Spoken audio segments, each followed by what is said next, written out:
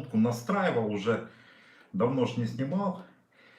Что ж, ребят, подключаемся, смотрим, пишем вопросы, будем отвечать. Сейчас я попробую найти, чтобы снимаю на телефон. Если все слышно, все видно, ребятушки, ставим лайки, пишем. Сейчас немножечко организационных моментов. Надо это дело все мне настроить, увидеть. О, есть.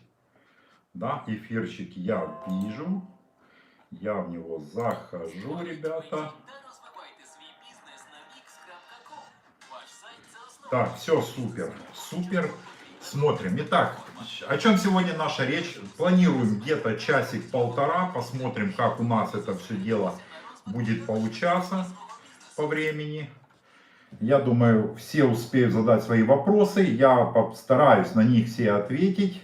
В чатик пишем вопросы, ставим лайки, шмайки. Все, что вам интересно сегодня, хотелось бы услышать, увидеть. Так, лайки вижу. Все, приветствую, Никита Дынин. Все, привет. Все, кто подключился, ребятушки, лайк трансляции. Обязательно поставьте в чат плюсики, что вы есть. И мы начнем. Что не успели, пропустили, запись останется. Вы сможете ее посмотреть, понаблюдать.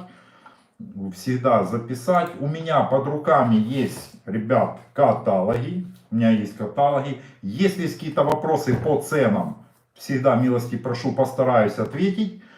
И мы начинаем. Все, плюсики пошли, лайки тоже смотрю пошли. 47 человек, 12 лайков, имейте совесть. Итак, я начинаю с вопросов, которые у меня в сообществе. Я, ребят, спрашивал, на какие вопросы они хотели бы получить ответы. И сейчас начнем. Привет, Олег. Вообще-то подписан на советы, царизм и другое не интересует. В принципе, суть наша монеты СССР. Мы о них сегодня и будем говорить. Очень много и долго. Так, хотелось бы узнать, как у вас родилась идея заниматься монетами, ну и вообще нумизматика. Ребят, я с детства всегда увлекался, ну, как и все, наверное, порядочные дети, я увлекался, занимался марками. Это было мое хобби. Отец у меня немножко увлекался там бонистикой и так далее. Ну, потом свои жизнь, дети, я это все забросил. И в 2006 году, чай мне уже было 33, подождите, в 2006 году. Да, 33 года мне было, и я купил орден Красной Звезды у своего товарища, и что-то меня так потянуло начать собирать, и все началось у меня с коллекционирования наград СССР. Это было мое начало, и потом затянуло иконы, серебро, награды, все подряд уже шло.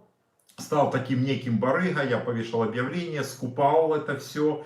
То есть опыт мой начинается, считайте, с 6 года, по сегодняшний день 16 лет.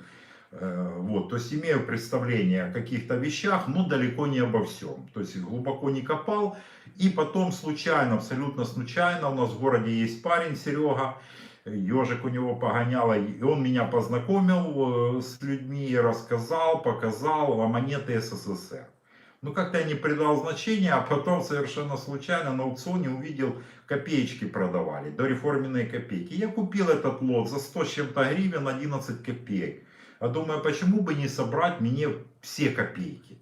Начал углубляться, оказывается, есть дорогие, есть пореже. И меня как понесло, и вот по сей день меня несет по монетам СССР. Вот такая вот, ребят, петрушка. Добрый. Так, вот примерно вот так у меня все началось. По сей день именно монеты Союза. Основная моя тема. Да, я увлекаюсь еще монетами императорской России. Банкноты у меня есть марки тоже покупал.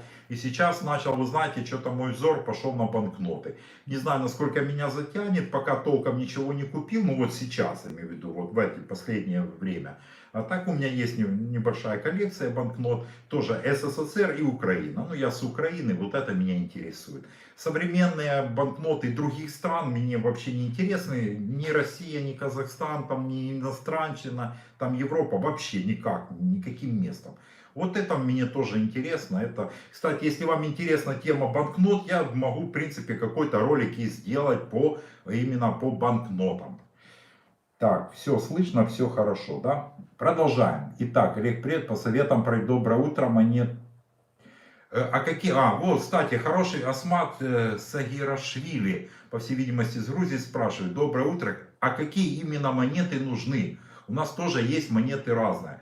Этот вопрос, наверное, занимает топ-1 из всех вопросов, которые мне задают, особенно в Инстаграме. Кстати, ребят, те, кто присылает мне в Инстаграм, пробуют прислать мне фотографии своих монет на обсуждение, там, на консультацию, вы не пришлете их, пока вы не подпишетесь на мой профиль в Инстаграме. Если вы не подписаны, вы просто не сможете задать мне вопрос в личку. Я поставил эту настройку. Почему? По простой причине. Вам тяжело сделать подписку, сделать неприятное, чтобы я отвечал вам на вопросы. Я трачу свое время. Будьте любезны, вы хоть чуть-чуть внесите мне какую-то помощь в виде лайка или подписки. Я же не прошу денег даже никогда за это. Вот такая вот ситуация. Поэтому я сделал настройки вперед. Если хотите что-то спросить, туда. Поехали дальше. Так, есть мои серебряные полтинники. Надо, расскажем я о серебряных полтинничках. Вот. Очень интересно послушать о талерах. Ребята, талеры, ауреусы и так далее, вообще не моя тема. Вообще в них не разбираюсь. Я уверен, что это прекрасные монеты, я их видел, знаю, но тем не менее не разбер, не хочу обманывать, там, грузить что-то. Можно про 15 копеек 91 года М. Самая простая обычная монета, самая простая. Цена ее там штук 50 на $1. То есть они вообще, их очень большое количество в идеальном состоянии. Продать такие монеты практически невозможно. И вот самый интересный, пожалуй, ну 20 копеек разновидностей, это пройдемся. От 1 копейки Разия спрашивает: здравствуйте, у меня есть монеты СССР, 1 копейка до 20 копеек СССР разновидностей. Обо всем рассказать в одном ролике нереально. Смотрите очень много моих роликов и будете практически все разновидности знать. Очень много рассказываю. Особенно после реформы. До реформы, к сожалению, вас мало интересует, поэтому очень-очень мало. А сейчас вообще нету здесь роликов о монетах до реформы. Хотите о монетах до реформы, разновидности и тому подобное, на мой второй канал, который называется «Монеты». Туда заходите, там я выкладываю по дореформенным монетам тоже ролики. О полтинниках недавно рассказывал. Так что вам туда. А вот теперь самое интересное. Подсказываю, пишет BGTU, не знаю кто такой. Например, как правильно, ну как тут он с ошибкой, как правильно разгонять на виолете лоты и при этом делать вид, что вы таким не занимаетесь.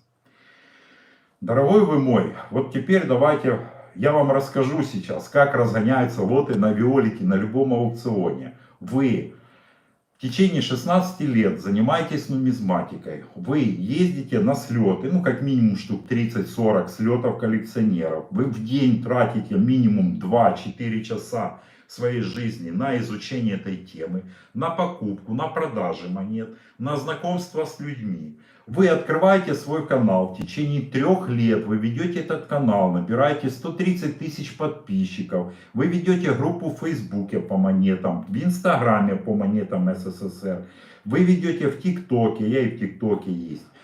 Вот, вы это все делаете, вы набираете аудиторию, которая сейчас, если отовсюду собрать более 150 тысяч человек, вы закидываете рекламу везде в эти группы, и тогда у вас будут продажи, дорогой вы мой. Если вы судите всех по себе, ну то есть вы какой-то там кидала, барыга, который вот этим занимается, и вы удивляетесь, почему у меня так дорого покупают монеты, ну, это вам этого не понять, почему. Потому что с вашей психологией вот этой жлобской, вот это, а как он, вот это у него получилось, у него дорого купили. У вас есть доказательства, или вы так считаете, обратитесь на Виолити, пускай они отмониторят все мои переписки, абсолютно все, и вы все прекрасно поймете. Никогда я этим я не помню. Не помню, чтобы я этим занимался. Может, еще на Укра немножко подгрешивал, да, когда-то. Но на Виолете вы прекрасно знаете, что там за этим следят. И мне это не нужно. А ребята хотят покупать классные монеты у нормального коллекционера, который с душой к этому относится, он любит свое дело, он вложит в это душу и умеет продавать. Если вы не умеете продавать, вы думаете, что достаточно просто наличия одной монеты, сфотографированной на коленке и выставленной, ваши проблемы. Мне это вообще не интересно. Так, ну в принципе, поэтому все, погнали ваши вопросы. У вас есть деньга 1748 года? Не, у меня такой монеты нету. Из Азербайджана огромный привет. Спасибо вам тоже. Ростов, Новосибирск, вот видите, весь мир, особенно все СНГ нас смотрит. У меня почти одно ведро монет есть. Ой, на вес. Смотрите, если у вас есть ведро монет, я уже рассказывал, как вам надо поступить. Если это ведро еще до вас никто не перебирал, это важный момент. Если вы уже перебрали, коллекционеры, вы у кого-то взяли его, тогда там нечего уже вам делать, сдавайте их металлолом на вес. Не парьтесь, вообще не пытайтесь их там поштучно продать, они где-то в гараже были, они уже наполовину ржавые. Не нужно это. Вот не тратьте просто свою жизнь на вот эту ерунду. Если же у вас это ведро там от бабушки, от дедушки, там от папы, от мамы осталось, никто там не лазил, первое, что вы делаете, вы это все высыпаете. Освободите себе большой стол и разлаживайте сначала по номиналам, потом по годам. Разложили это все у себя на столе, берете каталог, его можно взять в электронном виде, его можно купить в бумажном виде на любом нумизматическом аукционе, вообще никакого труда не составляет. Ну, хотя бы вот такого рода каталог, где есть хоть какие маломальские разновидности. Лучше было бы вот более такой подробный каталог, вы его уже все 300 раз видели, но он мой любимый, поэтому. И по нему искать дорогие редкие монеты. Вот если они не были ни у кого, легко вы их можете там найти. И уж поверьте, вас могут цены просто повернуть в шок. С ведра монет я не верю, что нету там ни одной редкой монеты. Как минимум по годам. Как минимум. Ну, 99% там монеты 61 по 91 год. Ищите монеты черного квадрата. Они любые монеты в любом состоянии стоят каких-то денег. И будет вам, так сказать, счастье. Ребята, ставим лайк. 120 человек смотрит. И никто не ставит лайки. Так. Что у нас еще? Ведро нет.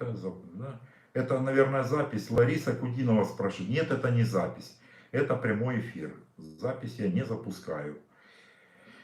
Так, смотрю с удовольствием. То есть у меня жирный лайк. Спасибо. Монеты оценивайте. Вот, смотрите, Иван Зимин спрашивает. Здравствуйте, монеты оценивайте. Ну что значит оценивайте? Я уже об этом говорил, повторюсь еще раз.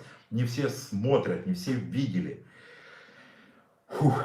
Как оценить монету? Для того, чтобы правильно, грамотно оценить монету, ребятушки, в каждой стране есть аукционы. Вы заходите, даже на соседней стране, можете зайти на аукцион в России. Проще всего в России, потому что с монеты Союза, ну, доминант у нас все равно остается Россия. Хотя и в Украине очень много любителей, и в Беларуси, везде. Есть любители, но доминантные все-таки по этой теме, это у нас Россия. Заходите туда, на тот же там, не знаю, New аукцион. Так и называется. Забивайте в поисковик. New аукцион Россия.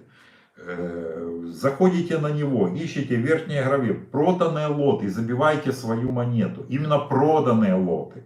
Но при этом есть маленький нюанс. Всегда выкидывайте, просто выбрасывайте самые дорогие продажи. Если там есть фильтр установить по цене, я это делаю на Виолете, если мне нужно что-то найти. Вот. Я выставляю по цене от самой высокой до самой нижней. И первых 1-2 продажи выкидывайте, вообще не смотрите на них. Потому что я знаю, что такое продажи, когда люди ссыпаются, они могут разогнать, просто такие цены иногда нагоняются, что ну, в здравом уме вроде не понять. Но это торги, люди и так торговали, они так захотели купить. Вот. Поэтому на них не обращайтесь. И вам будет полная ясная картина. Представляете, вы присылаете на оценку монеты мне, я их смотрю, да, вот там, не знаю, там, вот, что там у меня под рукой. Ну вот копейка, например, какой у меня, 65-го года, вот 1 копеечка, штемпельная красивая копеечка. Как мне ее оценить? Я могу ее оценить по своим, ребят, продажам. Потому что я знаю, почем сейчас у меня их покупают. В среднем по 60-80 гривен за одну монету, это где-то около $3. 3-5 долларов можно продать такой, если она классная штемпельная монетка. Я ее продам. Если я вам напишу эту цену, вы ее выставите, у вас ее купят за $0,50. Что вы скажете обо мне? Вы скажете, он некомпетентный, он не разбирается, он ничего не знает. Если я вам скажу, что она стоит там 10 гривен, вы продадите ее за 100, вы скажете, что я кидала, ой, там такой бред мне пишут, что я хотел вас обдурить, у вас выдурить эту монету. Поэтому оценка это настолько неблагодарное дело, что, ну, блин, особенно когда дерьмовые какие-то монеты. Ребят, вот что я Инстаграм отключил, это просто жесть. Там такой бред мне кидали, что я даже не хочу. У меня нет так. Для продажи редких монет. Вы еще купите монеты СССР. Я покупаю монеты СССР исключительно в штемпельном блеске. Запомните, поймите это. Только если монета в штемпельном блеске. Что такое штемпельный блеск? Ну, я понимаю, нумизматы это все знают, но тем не менее, монета должна переливаться. Родной блеск, не напаян, не натертая монета. В родном. Только такие монеты меня интересуют. Все остальное мне не интересно от слова совсем. Даже не присылайте, не тратьте свое время. Тега Сафонов спрашивает, 50 копеек перепутка 2007 год. Ребята, монеты России не моя тема, вообще не моя. Когда увлекусь с ним, начну не разбираться, буду умничать, не вопрос. Я не разбираюсь в них, не буду вам подсказывать. И каталога у меня по монетам России современных нету. Так, Олег, что скажете по банкнотам Украины? Я вам что скажу? Но опять же, это не то, что лайфхак, но мое наблюдение, мое замечание. Я в начале стрима сказал об этом, что я вижу перспективу в банкнотах. И даже и в монетах так же самое. Я ее вижу абсолютно, даже без разговоров. Есть хороший принцип, ну, тот, кто трейдингом может занимается, есть разные стратегии, да, купли-продажи криптовалютам, акций и так далее. Ну, давайте криптовалюты возьмем. Есть разная стратегия, купил, продал, но мне больше по душе стратегия купил, докупил и держи. Вот именно эту стратегию я придерживался всю свою сознательную нумизматическую жизнь. Я накапливал, я еду, покупаю, оставляю. Часть продавал, понятно, если у меня там много дублей насобиралось, а часть продал для того, чтобы появился ресурс на покупку новых монет. Да? И снова накапливаю. То есть стремиться нужно не к цене, а к количеству, к объему. Объем хороших ликвидных вещей. Ликвидных, ребят, не мусора, не хлама, а ликвидных. Вот то же самое, мое это личное мнение, это боны Украины. Боны СССР. Они только дорожают. Только не надо мне говорить, что они дешевеют, они никому не нужны. Боны покупаются только в прессе, только с пачки, в идеальном состоянии. Потертые, заломанные, сложенные банкноты никому нафиг не нужны будут. Ну, за исключением там крайне редких, понятное дело. Это уже ясно, тут же объяснять нечего. 150 человек, лайков практически нету. Ребят, давайте лайки. Я не попрошайка, но хочется, чтобы нас продвигало побольше людей, дать полезную, нужную информацию. Меня интересует, за последние 5 лет были изменения в каталогах СССР для монет. То есть были найдены новые ценные монеты. Конечно, были найдены. Вспомним ту же копейку там 49-го года. Другие разновидности. Конечно, они дополняются, цены пересматриваются. Возьмите тот же таганский ценник. Ну, для ребят, которые не погружены в нумизматику, а просто хотят продать, рекомендую, забейте или зайдите на сайт Совминт. Так и называется совминт.ру. Там есть таганский ценник, и там он обновляется каждый месяц. Ну, там особо за месяц изменений не будет, но тем не менее. Зайдите, посмотрите, вы по ценам сориентируетесь. Конечно, цены меняются, пересматриваются. Этот каталог у меня уже, он довольно-таки старенький, но тем не менее, это база, какая-то база-основа, на базе чего вы можете формировать свое ценообразование. То есть то ли редкая монета, то ли не редкая монета. Ну и определяющим, как я всегда говорил, в цене монеты это ее состояние. Особенно это меня и касается монет СССР. Да любых монет абсолютно, в принципе. Цена может различаться в десятки, сотни, а то и в тысячи раз из-за состояния. Купил у вас пятаки, жду посылку. О, спасибо, Уже отправил. Пятаки все поотправлял, я уже всем все отправил, отписался. Ждите, скоро будут. Вот тоже парень купил, смотрите, выставлял пятачки на продажу, решил по одному не выставлять, сделал по 2, по 3 штучки. И вот я не знаю просто кто, Султанов, просто имени такого не помню. Вот. Один купил у меня 3 пятака за 7 гривен. Ну вот что мне делать? Да, купил, я бы не продавал вот так за такие деньги. Но аукцион есть аукцион, я это принял, отправил. Я продавал 5 копеек 43-го года, я ее выставлял где-то даже, по-моему, в этот в шорты, не помню, здесь на этом канале или на канале Монеты, вот точно не помню сейчас. Но, тем не менее, она продалась, я планировал, я еще в ролике говорил, хочу 100 баксов за нее, штемпельный блеск, монета 43 год, 5 копеек. Мало того, что она сама по себе не часто встречается, а еще и в штемпельном блеске. Ну такой он приглушенный, понятно, что найти монету 43 года, ну чтобы был прочекан, все четенько, это довольно сложно. Потому что, понимаете, какие времена были тогда, все уходило на снаряды, на гильзы. Вот, не следили особо за качеством. Тем не менее, она была штемпельная, мне ее купили за 10 долларов. Обидно. И какой-то там парень пытается мне рассказывать про разгоны лотов, что мне там кто-то разгоняет. Блять, бред сивой кобылы. Что-то ты не рассказываешь, а что же вы так слабо продали.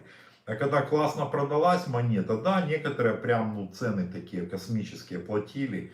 Но люди знают, за что платят это и желание. Ну, что ж, мне приятно, что меня ценят мои труды. Назовите реальную, я так понимаю, цену златника Владимира. Не знаю, честно, не знаю, никогда в руках не держал, сложно сказать. У меня много монет СССР. Я вас поздравляю. Здравствуйте, монеты 1958 года. Миф или реальность? Естественно, реальность. Что же на миф? Что касается, я так углубляться сильно не буду за 58 год. В двух словах, может кто не знает, просто расскажу, что эти монеты, ну они же очень схожи на монеты уже образца 61 года и выше, очень похожи. Ну, есть, конечно, там отличия, есть. Особенно в белых монет они отличаются крепко там и годом. Но тем не менее, их отчеканили колоссальные миллионные тиражи этих монет. Но по каким-то причинам их вернули назад и все уничтожили. Но опять же не все, как вы знаете, потому что они всплывают на аукционах. Как-то они разбрелись по коллекционерам, то ли по дороге, то ли с монетного двора, не знаю там эти тонкости. Но тем не менее тираж был отчеканен и потом переплавлен. Почему, не знаю. Почему так решили, но такое было принято решение. Если кто-то знает, можете написать. Ребята почитают, будет, я думаю, всем это интересно. Так, а вот уже 47-й год, это другая песня, это пробные монеты. Их отчеканили очень маленькое количество, как правило, они с напайками идут 47-го года, где-то на стендах, их продемонстрировали, но в оборот они не пошли. Вот они намного реже. 58 год, самые распространенные, это, естественно, у нас десятки. 10 копеек, если раньше это была какая-то редкость, гонялись, там $1000 платили. Сейчас, ну, по крайней мере, у нас в Украине их можно купить там за $500 хорошую монету. Ну, такую относительно хорошую, не штемпельную, но хорошенькую монету можно купить. А раньше они за 1000. Вот я бы не рекомендовал, тот, кто подходит к нумизматике с точки зрения инвестирования, то есть, что такое инвестирование? Это на долгий срок, это на годы туда, лет 5-10. Я бы не рекомендовал инвестировать в монеты, банкноты и так далее. Это вот редкие вещи. Я имею в виду вот эти вот разновидности, то, что могут еще найти, то, что может всплыть. Да, вот те же наши монеты СССР, вот там 2 копейки 1935 года. Да. Найти ее в штемпельном блеске очень-очень сложно, крайне сложно. Я, кстати, свою продал недавно, 2,35 не через аукцион, так, в личку с нумизматами, там кое-какими общаюсь, мы так иногда продаем друг другу. Вот. А потом человек находит целый мешок их и вываливает часть на рынок. И цена, естественно, падает. Люди об этом узнают, и уже не интересно людям. А мешок, что такое мешок? Это 1000 штук появляется на рынке. и цена обваливается. Поэтому вот такие вот редкие вещи я бы не особо лез. Больше брать такое, что ходовой, то есть масс-маркет, то, что большинство людей коллекционирует или может коллекционировать. Потому что вкладывать деньги в очень дорогие вещи, их тяжело продать, потому что цена космическая. Вот сейчас видел две марки оккупационной Украина. Это же редчайшая банкнота. Она классная. Все супер, блин, ну 130 тысяч гривен. Блин, ну цена же 6 тысяч долларов. Ну не каждый позволит себе ее купить. Да, возможно найдется покупатель, ее купят. Но цена просто вообще бешеная. Так, сейчас у меня тут спрашивали где-то вот боны Украины 2013 года. Есть перспектива роста? Да. Но не завтра и не послезавтра и, наверное, не через год. Я бы их покупал. Если есть возможность где-то, вот покупайте и складывайте. Покупайте, складывайте. Только, опять же, только пресс, в идеальном состоянии. Сколько стоят монеты 1930 года в хорошем качестве? О каких монетах? Бронзовые идут или мы о Белонах говорим, о серебре? О чем речь? Цена разная цена, мне тяжело так сказать.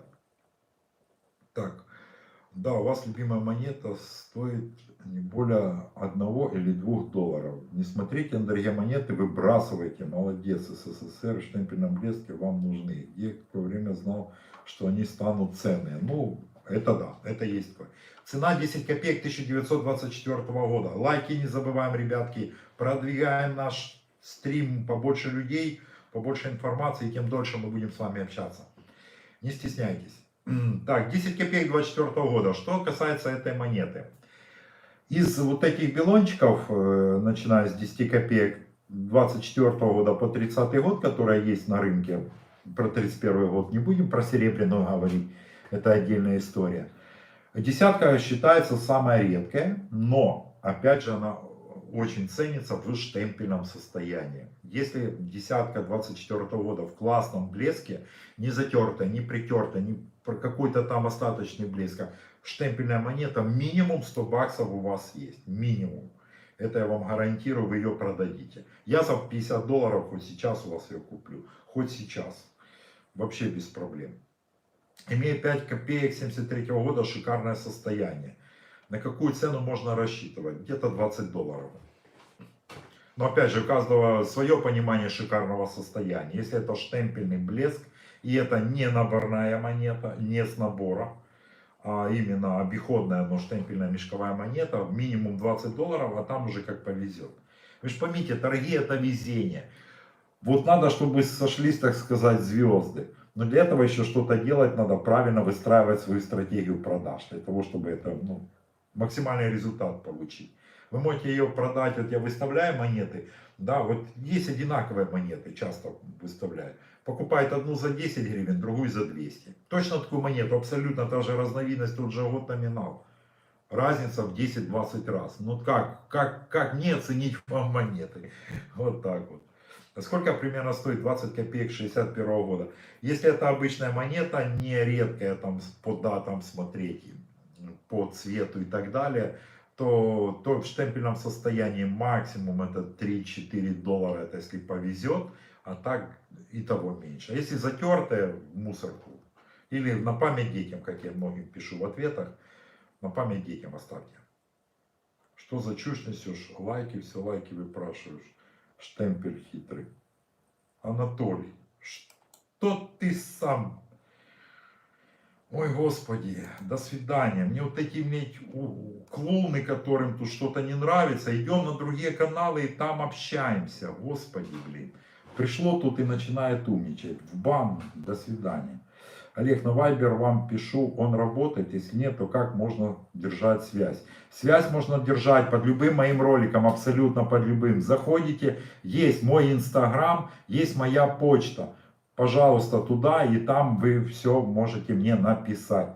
В Инстаграме, напоминаю, если вы не с начала трансляции, в Инстаграме для того, чтобы мне что-то написать, необходимо подписаться на мой профиль в Инстаграме, а не только на Ютубе. Это несложно сделать. Вайбер где вы вам нарыли мой вайбер, я вообще не знаю. Я его никому не даю. Здравствуйте, я молодой коллекционер, собрал почти всю серию современных монет России, начиная с 2000 года. Стоит ли брать самые дорогие монеты? ЧАП, это будет считаться инвестицией? В принципе, ЧАП, да. ЧАП можно брать, там еще пару есть у вас монет, я думаю, что дешеветь они вряд ли будут. Но опять же, по какой цене брать? Вот тот же вопрос. Если вы сейчас по верху рынка возьмете, вот многие ставят по фиксированной цене, такой купят, не купят, валят цену космическую. Поищите подешевле, но опять же, чтобы была идеальная. Самое главное, в идеальном состоянии. Вот это всегда в голове держите. Только идеальное состояние. Можно ЧАП брать. Это из редких монет, она в принципе стоит каких-то денег. За сколько ушел полтинник 24 года? А я не продавал в последнее время полтинники 24 года, от Виталий спрашивает. Нет, у меня были 25-й год, сейчас один стоит у меня на Виолете, полтинник 25-го, и два я продавал 27-й год и 25-й на неаукционе, они проданы.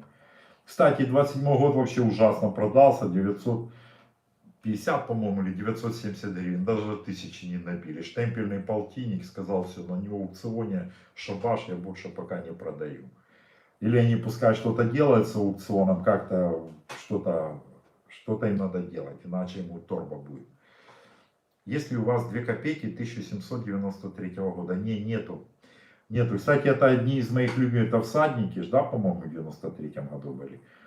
Павловский перечка на 4 копеек. Нет у меня. Это мои самые любимые, кстати, были царские монеты, именно всадники. Я их так любил.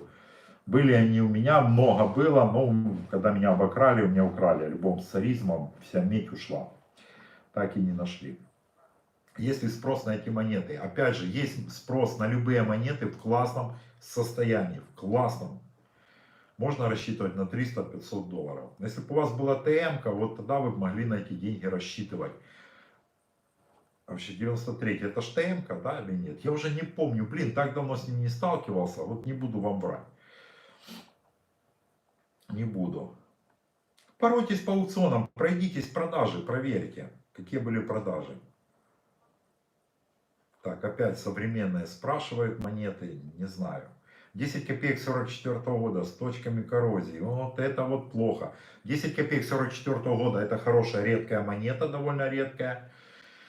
Вот, но вот коррозия это, конечно, плохо. Ну, не знаю, долларов 30, наверное, дадут. Но опять же, надо видеть. Коррозия, коррозии, рознь. Там чуть-чуть пару точечек где-то в углу, это одно. А если там на пол монеты, и она гнилая вся, это уже другой подход. Но это ценная монета, да, это ценная. Есть 1 копейка 88 года белого цвета, но не магнитная. Ничего страшного, если она реально белая, она все равно ценится. Там по весу надо определять. Вот по двушкам там проще определить, там в любом случае будет смещение. А если 88 белая, то все равно денег стоит. Я, по-моему, рассказывал про эту монету. Голова Ленина монет 61 год. Что это в 61 году было, монета Ленина не было. Сколько приблизительно полтинник 25-го стоит с патиной? Радужный полтинник в идеальном состоянии. Алексей Журава спрашивает. Такой полтинник, ну если прям вообще классный, 100 долларов, я думаю, накидают. Я думаю, что я бы продал за такие деньги. За 100 баксов я продал бы, а так не знаю. Победа над фашистской Германией. 1 рубль СССР. Сколько будет стоить, дорожать в цене? Нет, они не будут дорожать в цене, их очень много, не надейтесь даже. Если это обычный рубль, у меня есть же целый ролик об этой монете. Целый ролик я рассказывал, какая дорогая, какая недорогая. Если мы опустим пруфовские монеты и улучшенные чеканки монеты, там надо смотреть на голову, где памятник, голова и надпись. Если смещенная надпись вправо будет, тогда она около 100 долларов даже притертая будет стоить. Если обычная монета, ну там десяток на доллар стоит этих монет. Они недорогие. Просто больше подробностей пишите. Когда спрашиваете какой-то монеты, состояние, в каком она чеканке, в какой. Я же не знаю, какой вы говорите. Но если это обычная монета, какая инвестиция, выбросьте ее и забудьте. Чем лучше чистить монеты? Смотря какая монета, смотря какое повреждение, что с ней делать. Смотрите, чистка монет это как здоровье человека. Вот это все равно, что спросить, как лечить человека. Ну, надо же как минимум понимать, какая болезнь, какие симптомы у человека, да, ставить диагноз, а потом уже назначение делать. Так точно так же в монетах, абсолютно один в один. Все по той же схеме. Берете монету, определяете повреждение, и тогда принимается уже решение, что с ней делать дальше. Здравствуйте, у меня есть 1 копейка 73 года, слабомагнитная. Так, держится, но слабо. Кому интересно? Ну, мне магнитные вот эти, не магнитные, не вижу я в них инвестиционной привлекательности вообще, вот этих монетах. Я ими не интересуюсь, да, я о них рассказываю. Если слабомагнитные, там может просто попал какой-то в самом прокате, в листе, вкрапление какого-то металла были. Или пыль какая-то попала, и она чуть-чуть магнитится. Мне вообще не такие неинтересные. Вообще не знаю, сколько они стоят, никогда их не покупал, не продавал, даже в их сторону никогда не смотрел. Так, как с вами списываться? У меня много старые разные государства, извини за грамматические ошибки. Понимаю, не сильно знаете русский язык, со мной можно связаться, если вы посмотрите на любой мой предыдущий ролик, поставите сейчас все мне лайки, и тогда можете связаться со мной через почту или через Инстаграм. Все там есть, ну, зайдите в предыдущий ролик, посмотрите, там все есть в описании. Голова Ленина 1870-1970. У меня целых 2 ролика, посвященные этой монете. Найдите, посмотрите, все поймете. Так, 5 гривен 2018 года. Так, что касается пресс, я за вас рад. Что касается номеров на банкнотах, ребят, ценятся, имеют нормальную привлекательность только когда все до единой цифры одинаковые. Никакие вот эти радары, по 3 одинаковых цифры, по 4 одинаковых цифры подряд, никому нафиг не нужны. Вообще не нужны. Ваша, ну тут одна только цифра другая, и то посередине, может кого-то заинтересует. Ну, меня вообще такие банкноты вообще не привлекают. Я на цифры не смотрю. Не смотрю, неинтересно. А как узнать? А, вот, за 5 копеек 1973 года спасибо. Как узнать, что она с набора? По характерному виду. Она глянцевая, она блестящая, она вся блестит. Знаете, как наполированная монета. Это совершенно, это BUNC, бриллиант UNC. Бриллиант uncirculated, так сказать, способ чеканки, улучшенный способ чеканки. Наборные монеты все такие. Они переливаются. Посмотрите, найдите в интернете наборные, не наборные. Их очень легко отличить, сразу видно, как правило. Но бывают тонкости, где тяжело. Так, мы каталог выпустили, экзономия. Да, в Инстаграме я это видел. Вот, и сразу видно, как пошли. Экзономия, можешь раритет, не знаю, как зовут, прости, можешь в 2 словах рассказать, что это такое, где искать, вообще не вопрос. Я видел ваш каталог, просто это немножко меня, ну, не мое, я не сильно вникал в это дело. Монеты 1 рубль 1992 года, 1134 штуки. Что я вам скажу, сейчас они никому не нужны, это желтые такие монетки, я, кстати, недавно скоро буду выставлять, или уже выставил, там они у меня есть, этот 1 рубль. Приберегите. Я бы не торопился от них избавляться. Если деньги срочно нужны, можете на металл их сдать, там вес будет нормальный в них. Килограмм 5 наберете. Если не пекут деньги, сложите их в сухое место. Желательно, чтобы там была бумага. Бумага хорошо хранить монеты, она влагу впитывает. Я всегда рекомендую. Или в стекло куда-нибудь и пускай лежат. Лет через 20 поштучно можно будет продавать. Сейчас это, вот за рубль вы этот рубль продадите. Вам нужен этот рубль, прогуляетесь больше. Так, 10 копеек 61 года, 20 копеек 62 года. Только в штемпельном блеске можно их продать по 2-3 доллара. Если это ходячка, не нужны никому. Если интерес, 1 копейка 90-го года в штемпеле с красным отливом. Неинтересно, потому что у самого их мешок. У меня их 5 килограмм, мешковые, банковский мешок в идеальном состоянии. Зачем они? Мне нет. Кому-то может интересно. Как правило, их продают, выставляют по 100 штук, по 200 штук. За 100 штук вы, может, там гривен 20 наберете. То есть 1 доллар за 100 штук вам дадут. Если так, ну, без мешка продавать. Ну, надо вам. Пока пускай лежат. Я бы не торопил. Если есть хорошие монеты, и они сейчас никому не нужны, ребят, это значит одно. Их надо покупать, скупать и откладывать. Положите, пускай лежат. Все, что дешево, скупаем. Все, что дорого, продаем. Принцип простой, вообще простой. Так, когда будут видео более углубленного плана, разбор литературы всех разновидностей, популяризация, а маленькие каналы не смотрят. Что думаете? Смотрите, что касается разновидностей, ребят, это все-таки YouTube канал, и мне интересно, как автору этого канала, которому уже, кстати, на прошлом стриме забыл сказать, нам 28 января исполнилось ровно 3 года. Вот. Практика показала, что именно с углубленным изучением, с углубленными знаниями нумизматов очень мало. И людей, которые хотят это знать, их очень мало. Если я сейчас перейду на разновидности, вот эти, дореформенные, пожалуйста, канал Монеты, там просите в комментариях, о чем рассказывать, я буду вам рассказывать об этом. Но на том канале. Здесь нет, здесь для более широкой аудитории, для людей, которые ну, не сильно разбираются в нумизматике, но хотят продать свои монеты. Вот этот канал больше ну, для этого.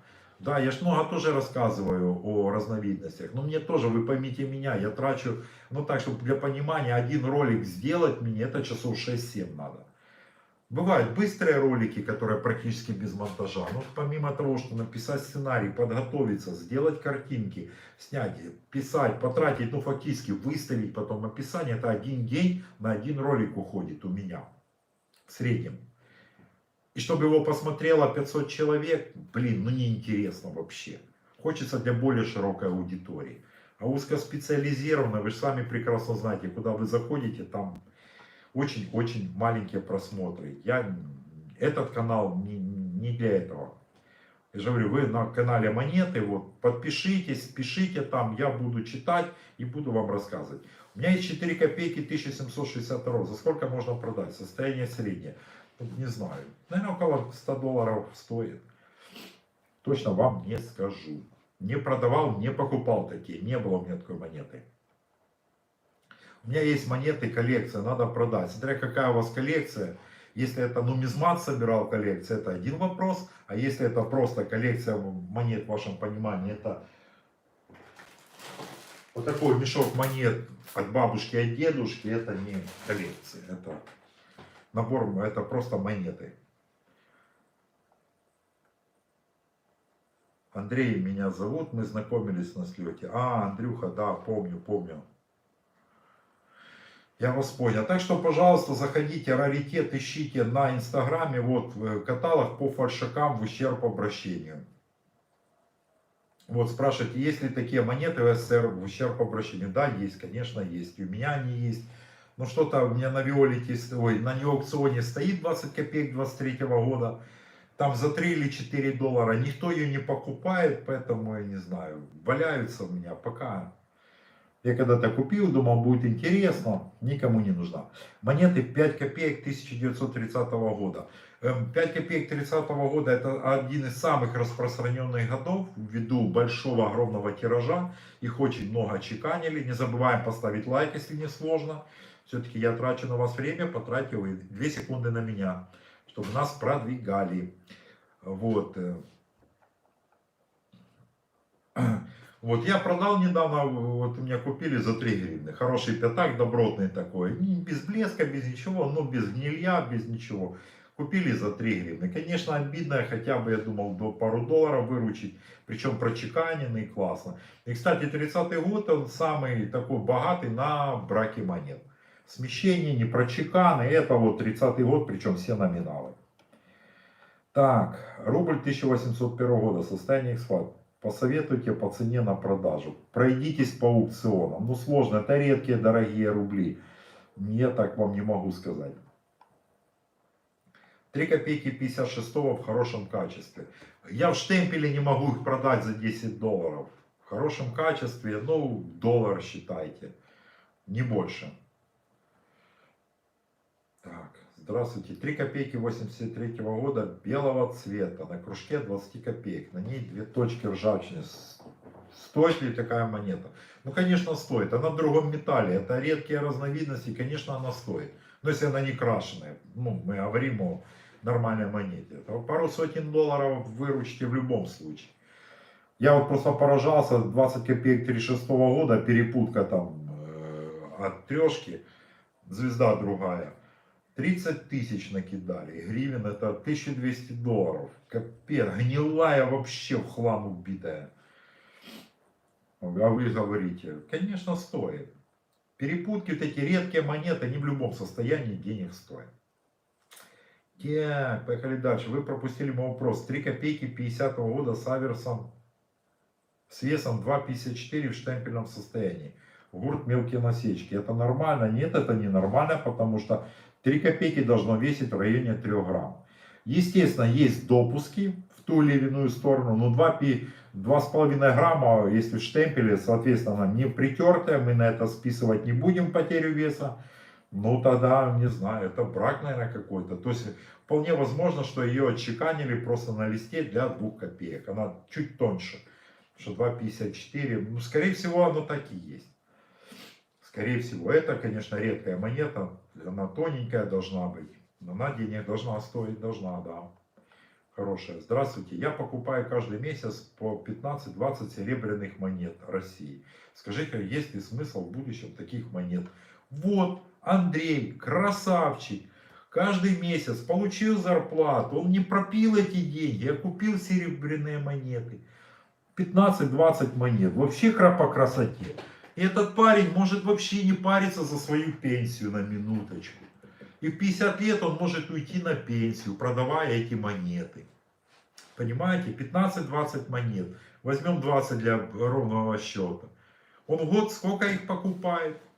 Вот делайте выводы. За 30 лет он наберет такой объем монет. То, о чем я вам говорил в начале. Смотрите вот все мои ролики, не пропускайте сначала.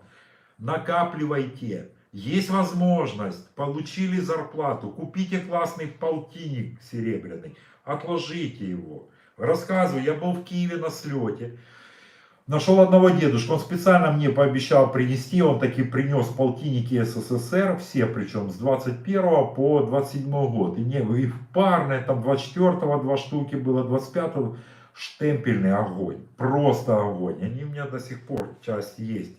Там пару штук я продал, остальные не продаю принципиально и не продам пока в ближайшее время. Так вот, он мне выставил за эти полтинники по 50 долларов. 27 год 50 долларов. На то время классная цена, вообще супер. Но 24 год, то время, это было года 3 назад до карантина. Года 3-4 назад. Но в то время, 24 год, 50 долларов, это была вообще космическая цена. Сейчас за 50 долларов я не продам его, вообще не продам. За 100 долларов минимум бы продал. Но я их не продаю. Я жду цены 200. И они будут стоить 200. Вот о чем речь, ребят. Учитесь финансовой грамотности, потому что, ну блин, просто капец. Получили зарплату, купите полтинник, купите белон какой-то. Только хороший, штемпельный, классный белон. У меня он 10 копеек 30-го года, или какой, 27-го год, обычная, купили за 100 долларов. И вы рассказываете, без слабо, без ничего. И вы рассказываете, что ничего не стоит, нельзя продать. Не надо мне ля-ля. Только хорошие вещи покупайте. Любые монеты классные, откладывайте. Не надо их продавать, откладывайте. Ждите цены. Наберете объем, дождетесь цены, будете продавать. Так.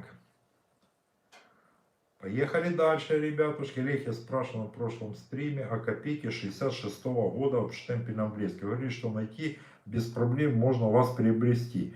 Я заходил на ваши лоты, но именно этого года, да. Вот, кстати, 66-й год, я сейчас, это Алеша меня спрашивает, вот почему-то у меня их мало. У меня много с 61 по, ну если 60-е у меня все есть, 64-й, понятно, она у меня есть в идеале, но она у меня одна или две там есть. То 60-е года, вот именно 66-й и 68-й, их что-то мало. 69-го у меня тьма тьмущая, вот с этими вообще не проблема, я их покупал прям упаковками в идеале с мешка. Вот 67 и 61 все. Ну вот что-то мне их мало. И сейчас я даже вот сейчас собирал на продажу комплекты. И 66-й, наверное, я и не положу, потому что у меня их нету. Нету, ребят, простите. Так, Олег, я спрашиваю, так, 5 копеек 71 года идеал. Ну, если прям идеал и не из набора, не наборная монета, я думаю, $150 можно продать. А вы разбираетесь в инвестициях СССР? Вот вопрос вообще непонятен, что значит разбираетесь в инвестициях СССР? Это как? А ну, подумайте, сформулируйте правильно вопрос, я на него отвечу. Немножко разбираюсь. У меня был бизнес, я его продал вот на Новый год, и теперь у меня нет бизнеса.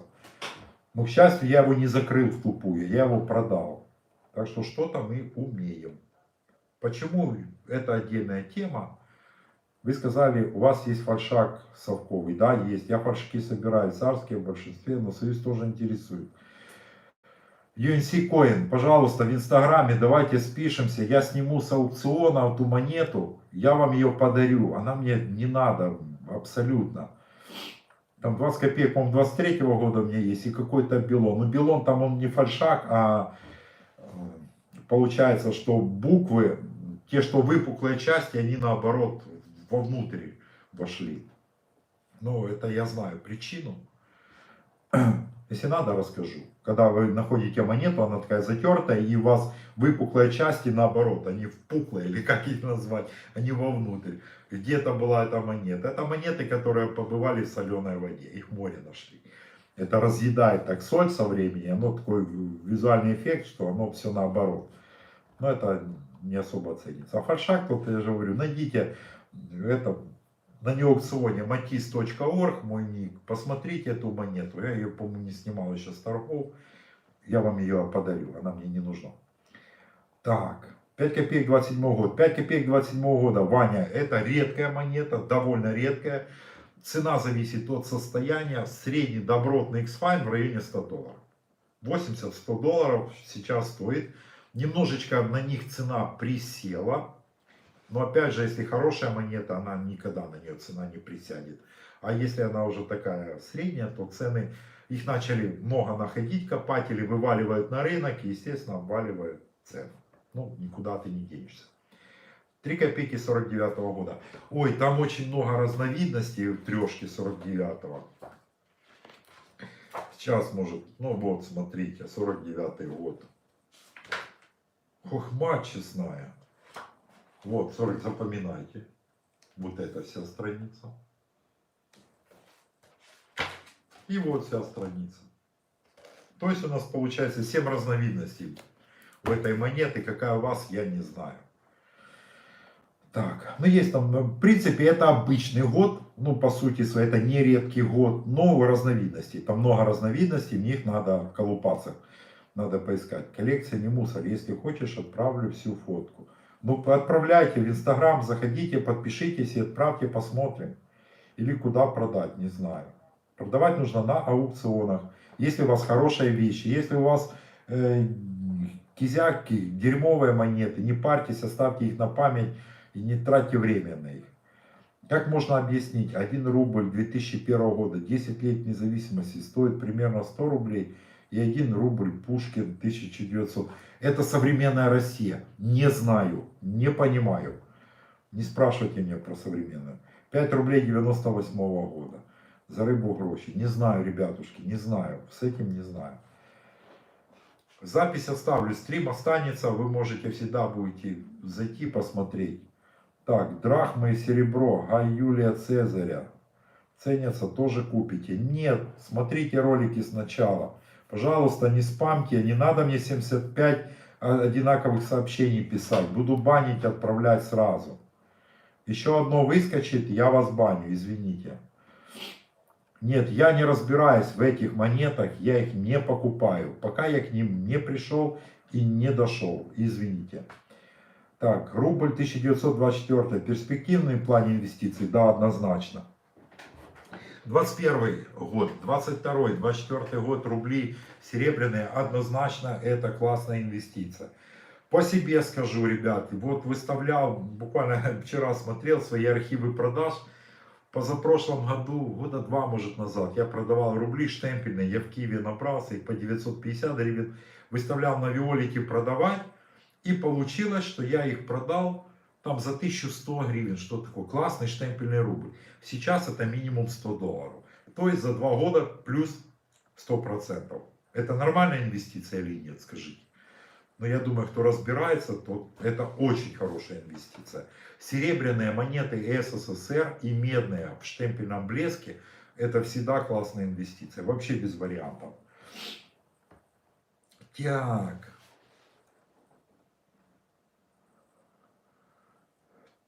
Так, государственный внутренний выигрышный заем 82 года, облигации. Ой, облигациях тоже не разбираюсь, не знаю. 2 копейки 25 года, стоимость высокая. По-разному, тоже разновидности. У двушки 25-го, казалось бы, редкая монета, откуда там те разновидности возьмутся? Да сейчас. Знаете, сколько их там? Это 24-й год. А, в 25-м только 2, это я попутал с этой. 2. Вот, пожалуйста, 2-3 тысячи долларов цена. Это оценка каталога. Цена примерно не поменялась. Все зависит от состояния. Так, драхмы, вы меня слушаете или где вы? Я вас заблокировал, извините. Так, что же вы мне валите одно и то же? 10-15 копеек 1931 года. Стоимость. 31 год, в принципе, если мы берем щитовики, я же так понимаю, речь о них идет, да, не о серебряных 10 и 15 копейках. Если о них речь, то о нас, а это щитовики, реже, чем 32-й, 33-й. 32 год это вообще распространенный. 31 год он более ценный. В штемпельном блеске они будут стоить у вас порядка 15-20 долларов. Опять же, блеск бывает разный. Но здесь очень важная штука, это прочекан. Потому что у этих монет очень часто это холостое соударение встречается и не прочекан с одной из сторон. Вот именно 31 год, особенно десятки. Я вот заметил, у меня их очень много было, всякие разные. Но вот примерно так. Я не примерно, ну пятнашка там чуть-чуть на пару долларов, наверное, дороже будет все-таки стоить и так далее. То есть примерно, я надеюсь, я ответил на ваш вопрос. Если это обычная монета, это до доллара. Если они, ну, не в штемпельном блеске, обычная ходячка, до доллара максимум. Их купить можно очень легко. Рубль 100 лет Ленину ничего не стоит. 2 ролика у меня на канале, заходите, смотрите. А какой у вас рейтинг на Виолите? Большой. У меня более 3000 сделок. Посмотрите. Там своя способ начисления. Более 3000, все положительные. Мой ник на Виолите Матис 55, английскими Матис 2S 55. Забивайте, ссылочки есть под роликами, смотрите, вообще без проблем.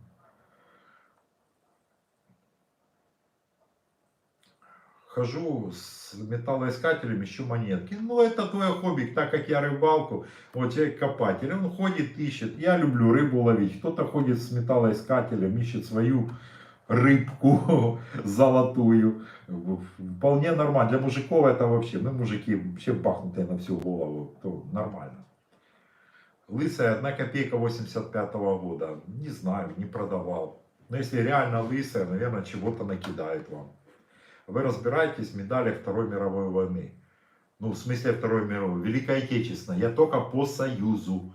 По Союзу, да, немного шарю. Была большая коллекция. Разбираюсь немножко. Не так углубленно, но имею представление. Ордена, медали. Есть такой момент. Давно просто не сталкивался, а так есть. Так, скажите что-нибудь о Красной книге 92-94 год. А что 92-й? 91-й. В принципе, ну самый дорогой, понятно, 94-й, 92-й, 93-й тоже. Там набор сколько сейчас стоит Красной книги? Блин, долларов 300, наверное. Ну, там 94-й тянет. Там, где Филин с Козлом, там попроще они. Но, опять же, я уже давно их не продавал. Были они все у меня, занимался я юбилейкой. Сейчас я просто юбилейку не отслеживаю, ребят. Сказать вам реальные цены на сегодня мне довольно сложно по юбилейке. По ходячке, да, я в этом кручусь, верчусь. Как определить 15 копеек 61 года из Мельхиора или нет? По весу у меня штук 10. Я вам скажу так, я столкнулся с этой темой, да, вот при подготовке к очередному своему ролику. Для того, чтобы конкретно определить, нужен спектральный анализ металла. По-другому, четко, точно, вот прямо определить. Первое, что это по цвету. Если вот вы выложили ряд монет, какая-то отличается, ее нужно на спектральный анализ. По-другому не получится. У вас ее просто, вам никто не поверит, что это другая монета. Потому что на 10 копейках вес там очень минимально отличается. Мельхиор и медный никель. Минимальная просто разница. Так, всем привет. Как считай? А, подождите, там какой-то был вопрос, я так хотел на него ответить. Блин, проскочило, подскажите. Ага, вот так. Приветствую, подскажите, 20 копеек 1935 года, штемпельная за 750 гривен дорого. Но это, я не представляю, какой должен быть у нее штемпель. Если она прям вообще супер идеальная, классная, то это нормальная цена. Но она должна быть уровня МС 65-66. Вот тогда, да, это хорошая цена. Если она так, ну, поблескивает, то это дороговато. Для 1935 года дороговато.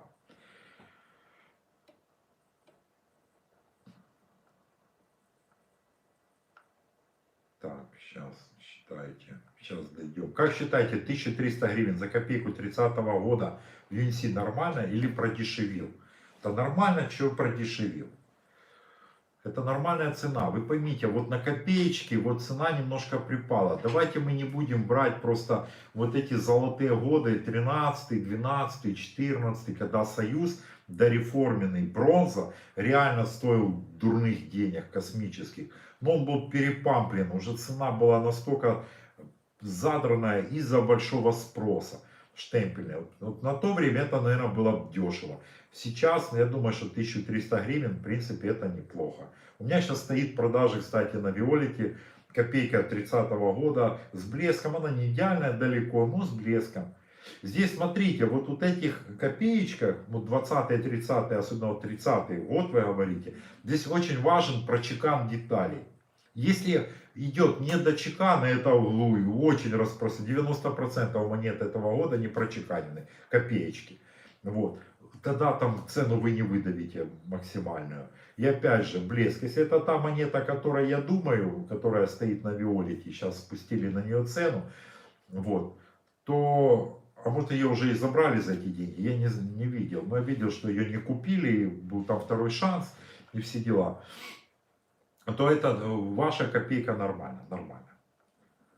Скажите, пожалуйста, сколько стоит 5 копеек 76 года? В штемпельном блеске, ну, до, наверное, 8 долларов можно продать. Если обычная с обихода, ничего, ну, ничего не стоит. 50 копеек 53 года стоимость. Ну, какие вопросы вы задаете? Она у вас есть. Это редчайшая монета, и стоимость каталожная ее там примерно в районе от 3-5 тысяч долларов. Ну, а смысл? Как лучше хранить штемпельные серебряные монеты? В капсулах. В капсулах или в бумажных пакетах. Еще хорошо хранить в стеклянных банках. Если вам надо патина, можете в бумаге хранить. Она будет постепенно или в мюнс-кабинетах, чтобы она набирала шикарную патину. Если вы не хотите, чтобы покрывалась патина, это в капсулу. Желательно еще туда бумажечку подложить. Я вам рекомендовал брать вот полотенце. Вырезал кружочек, подложил туда бумажечку, и бумага будет всю влагу на себя брать, и ну, та, которая все равно она будет, вакуум вы там не сделаете. Так, у вас были такие вещи, пожалуйста, не ставьте вот эти вопросительные знаки, вот этого не делайте, пишите обычные, вот вас отправили на...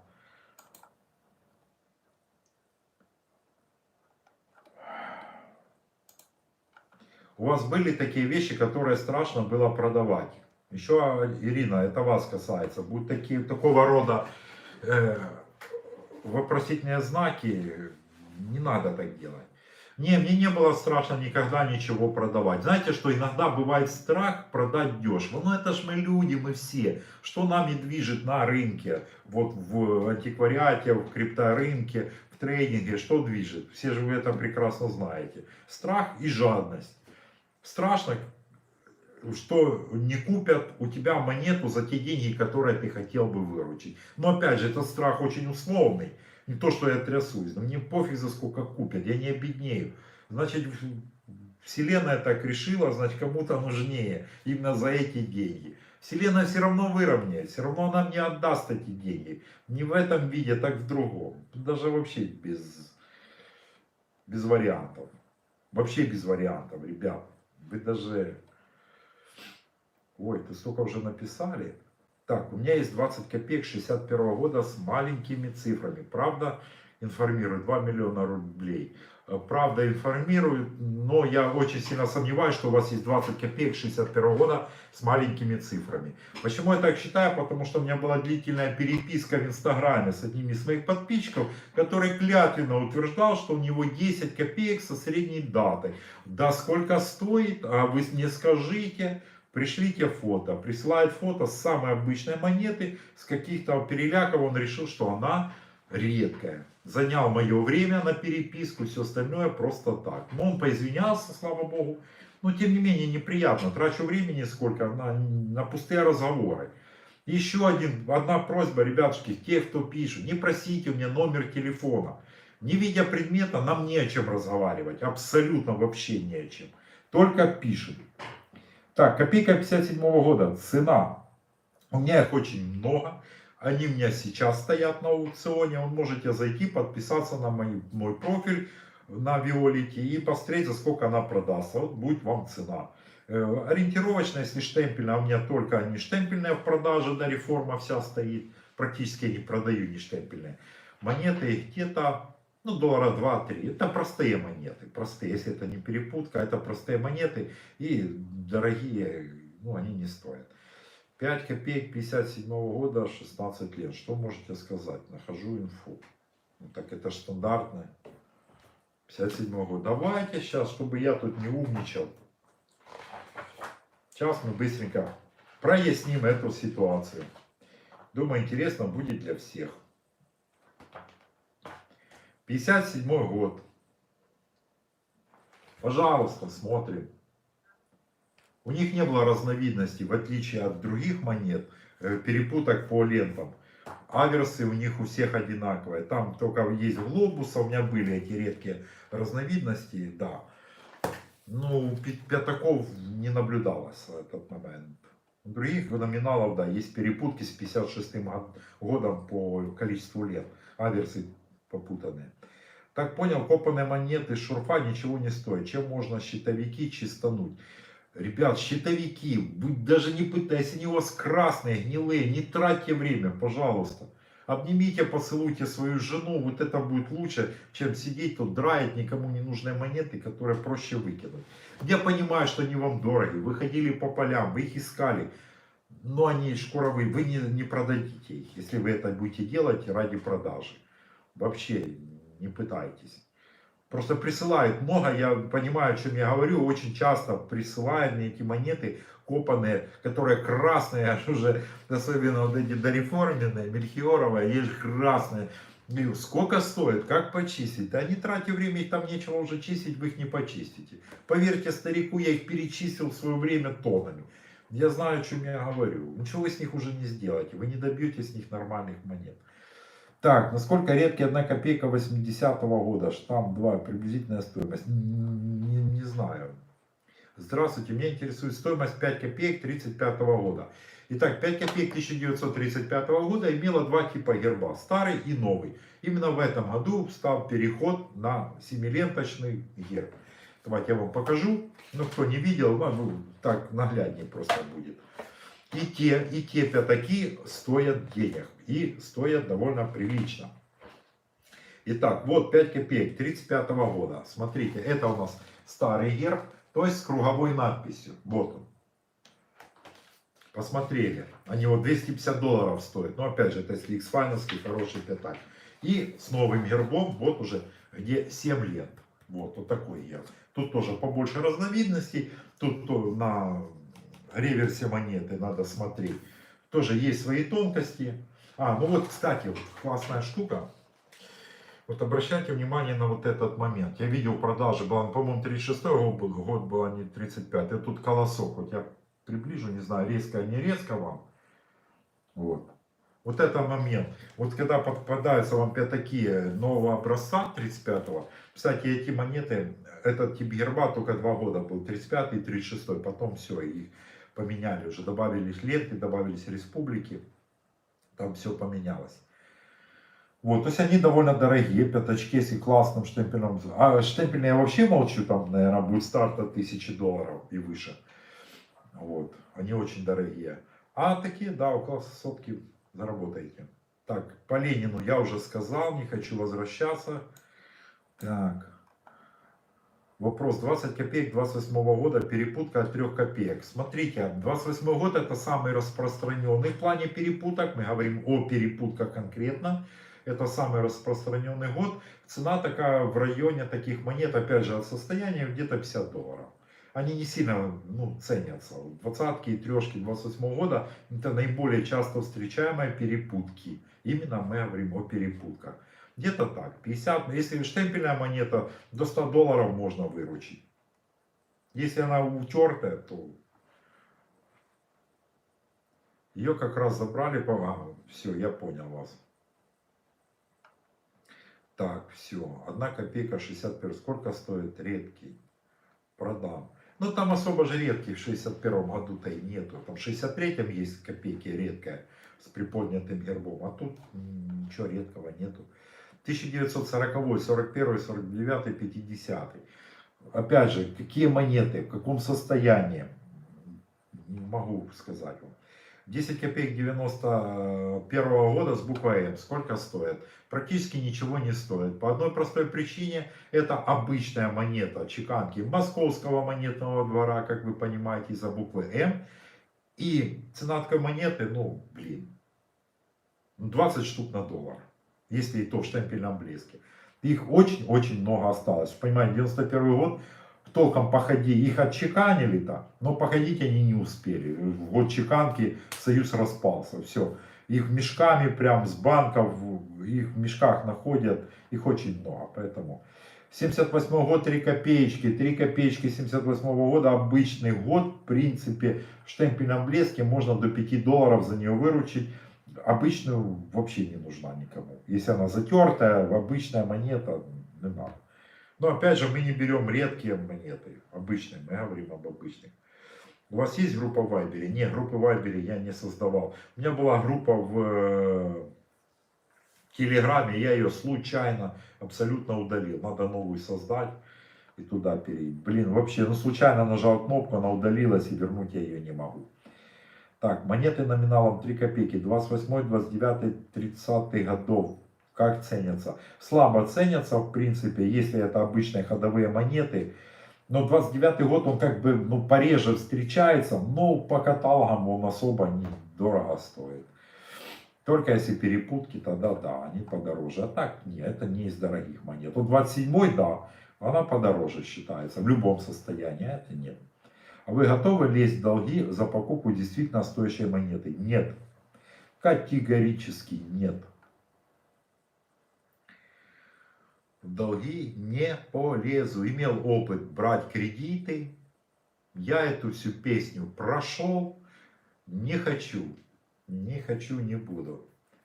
Вообще, я вам должен сказать одно, что вот нумизматика для мужчин, особенно, если мы говорим о семейных людях, у которых есть какие-то обязанности в семье, то есть обязанность, как минимум снабжать людей, свою семью ресурсами, для него нумизматика не должна никаким местом быть ключевой в плане финансов.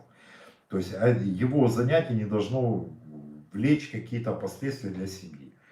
То есть это какая-то небольшая сумма семейного бюджета, которая вообще никак не ухудшит положение семьи. Вот тогда да, тогда вы можете увлекаться, вот так как я. Я себе уже много лет этим занимаюсь, но я осознанно это делал, инвестировал, покупал, продавал. Семья у меня от этого не страдала. Вот. ну, погружаться и тем более рисковать покупку как чего-то дорогого, еще в кредит брать, но это надо быть полным долбнем, чтобы лезть в кредиты, чтобы купить либо криптовалюту, либо монеты какие-либо с целью их перепродажи в будущем или сейчас. Ну, там надо быть полным, отбитым каким-то. Нет, боже упаси, не готов.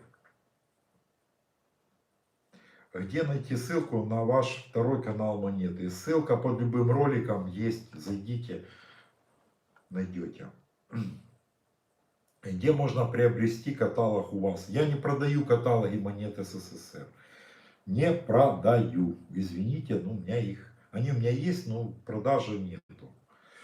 Не продаю. На любой аукцион. Если вы вот с Украины, Виктор, судя по имени на украинском языке, вы с Украины на Виолите зайдите, там этих каталогов тьма тьмущая. И Загребы сейчас есть, я видел, и Димы Тележинского вот такие каталоги есть в продаже. Вообще без проблем купите. Так, 3 копейки 91 года с буквой Л ценятся? Нет, не ценятся. У меня вот купили за 3 гривны. В штемпельном блеске, в идеальном состоянии. Нет, они мешками есть. У меня их мешок.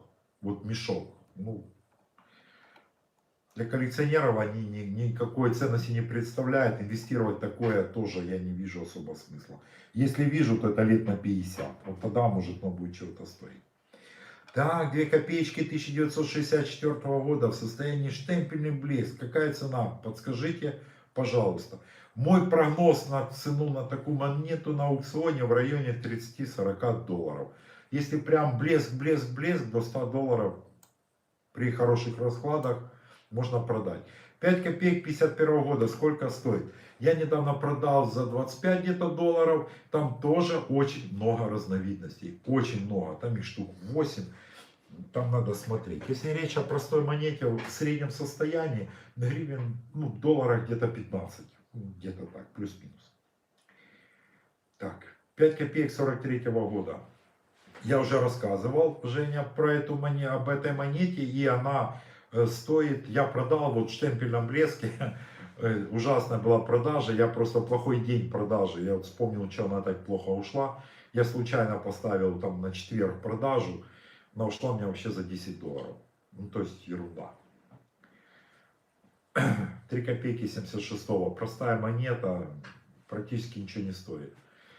99 год, не моя компетенция, не знаю. Олег, но стандартном 5 копеек 57 года, только 15 лет. Лент, поздравляю, вас 16. Тогда я вас поздравляю, вы нашли новую разновидность. И вы станете мультимиллионером, когда выставите эту монету на продажу. Согласен, да, вы все правильно сказали, 15 лет, да. И уже в этих лентах я уже запутался. Если у вас от 56 года монета, вы миллионер. Поздравляю. Здравствуйте, можете пройтись по 1 копейке от 39 по 91 год по ценам?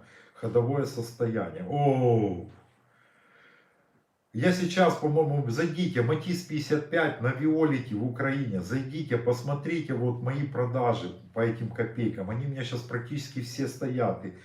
39-го нет, 40-й год, 45-й меня сейчас выставлен, 48-й, 51-й не выставлял, там 53-й, там все есть.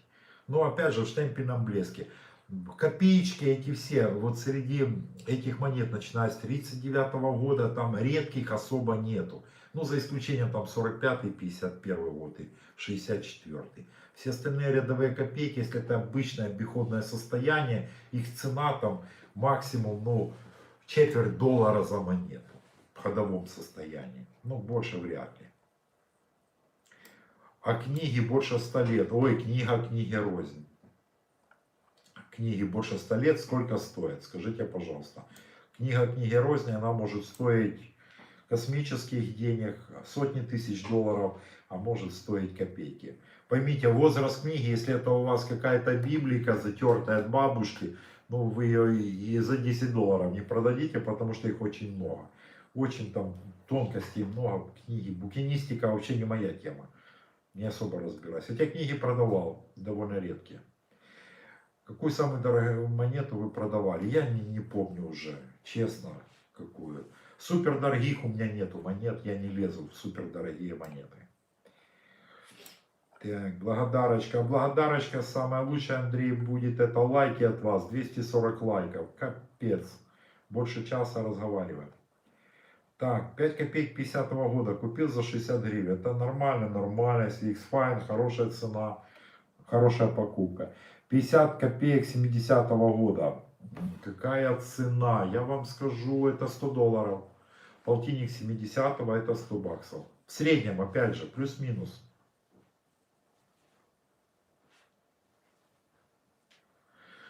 Ой, ссылки это такая проблема.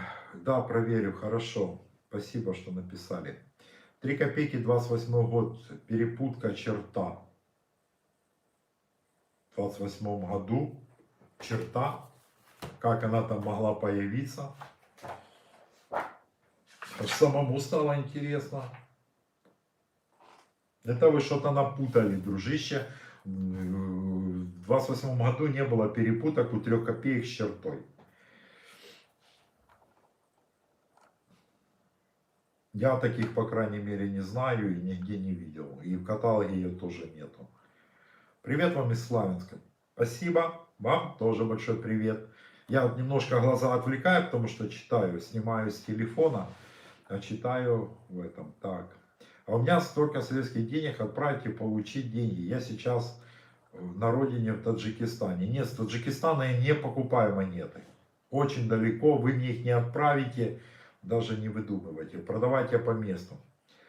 С одной стороны лев, с другой герб, мамонт, звезда и месяц. Не знаю, я не знаю такую монету. Витаю, витаю. Сколько стоит 5,56? 5,56. Даже в штемпельном блеске сейчас, дай бог, вот у меня стоит на продаже за 10 долларов продать. Поэтому тяжелая монета на продажу. Но их многовато. И вот, ну реально их много, их есть. Хорошо людей разводить. Сэм Дистил. Конечно, хорошо. А кто разводит? Разводят того, кто дает себя развести, дружище. Если вы позволяете себе себя разводить, ну разводитесь дальше. Каждый приходит на мой канал с какой-то целью. Если вы приходите с целью кого-то обосрать, кому-то сделать говно, что-то там получить на шарика, вы хотите прислать мне какую-то такую плохую монету, хочется высказаться, но не могу себе этого позволить. Какую-то монету, я вам сказал не то, что вы хотели услышать, извините. Или вы хотите сказать, что вы мне что-то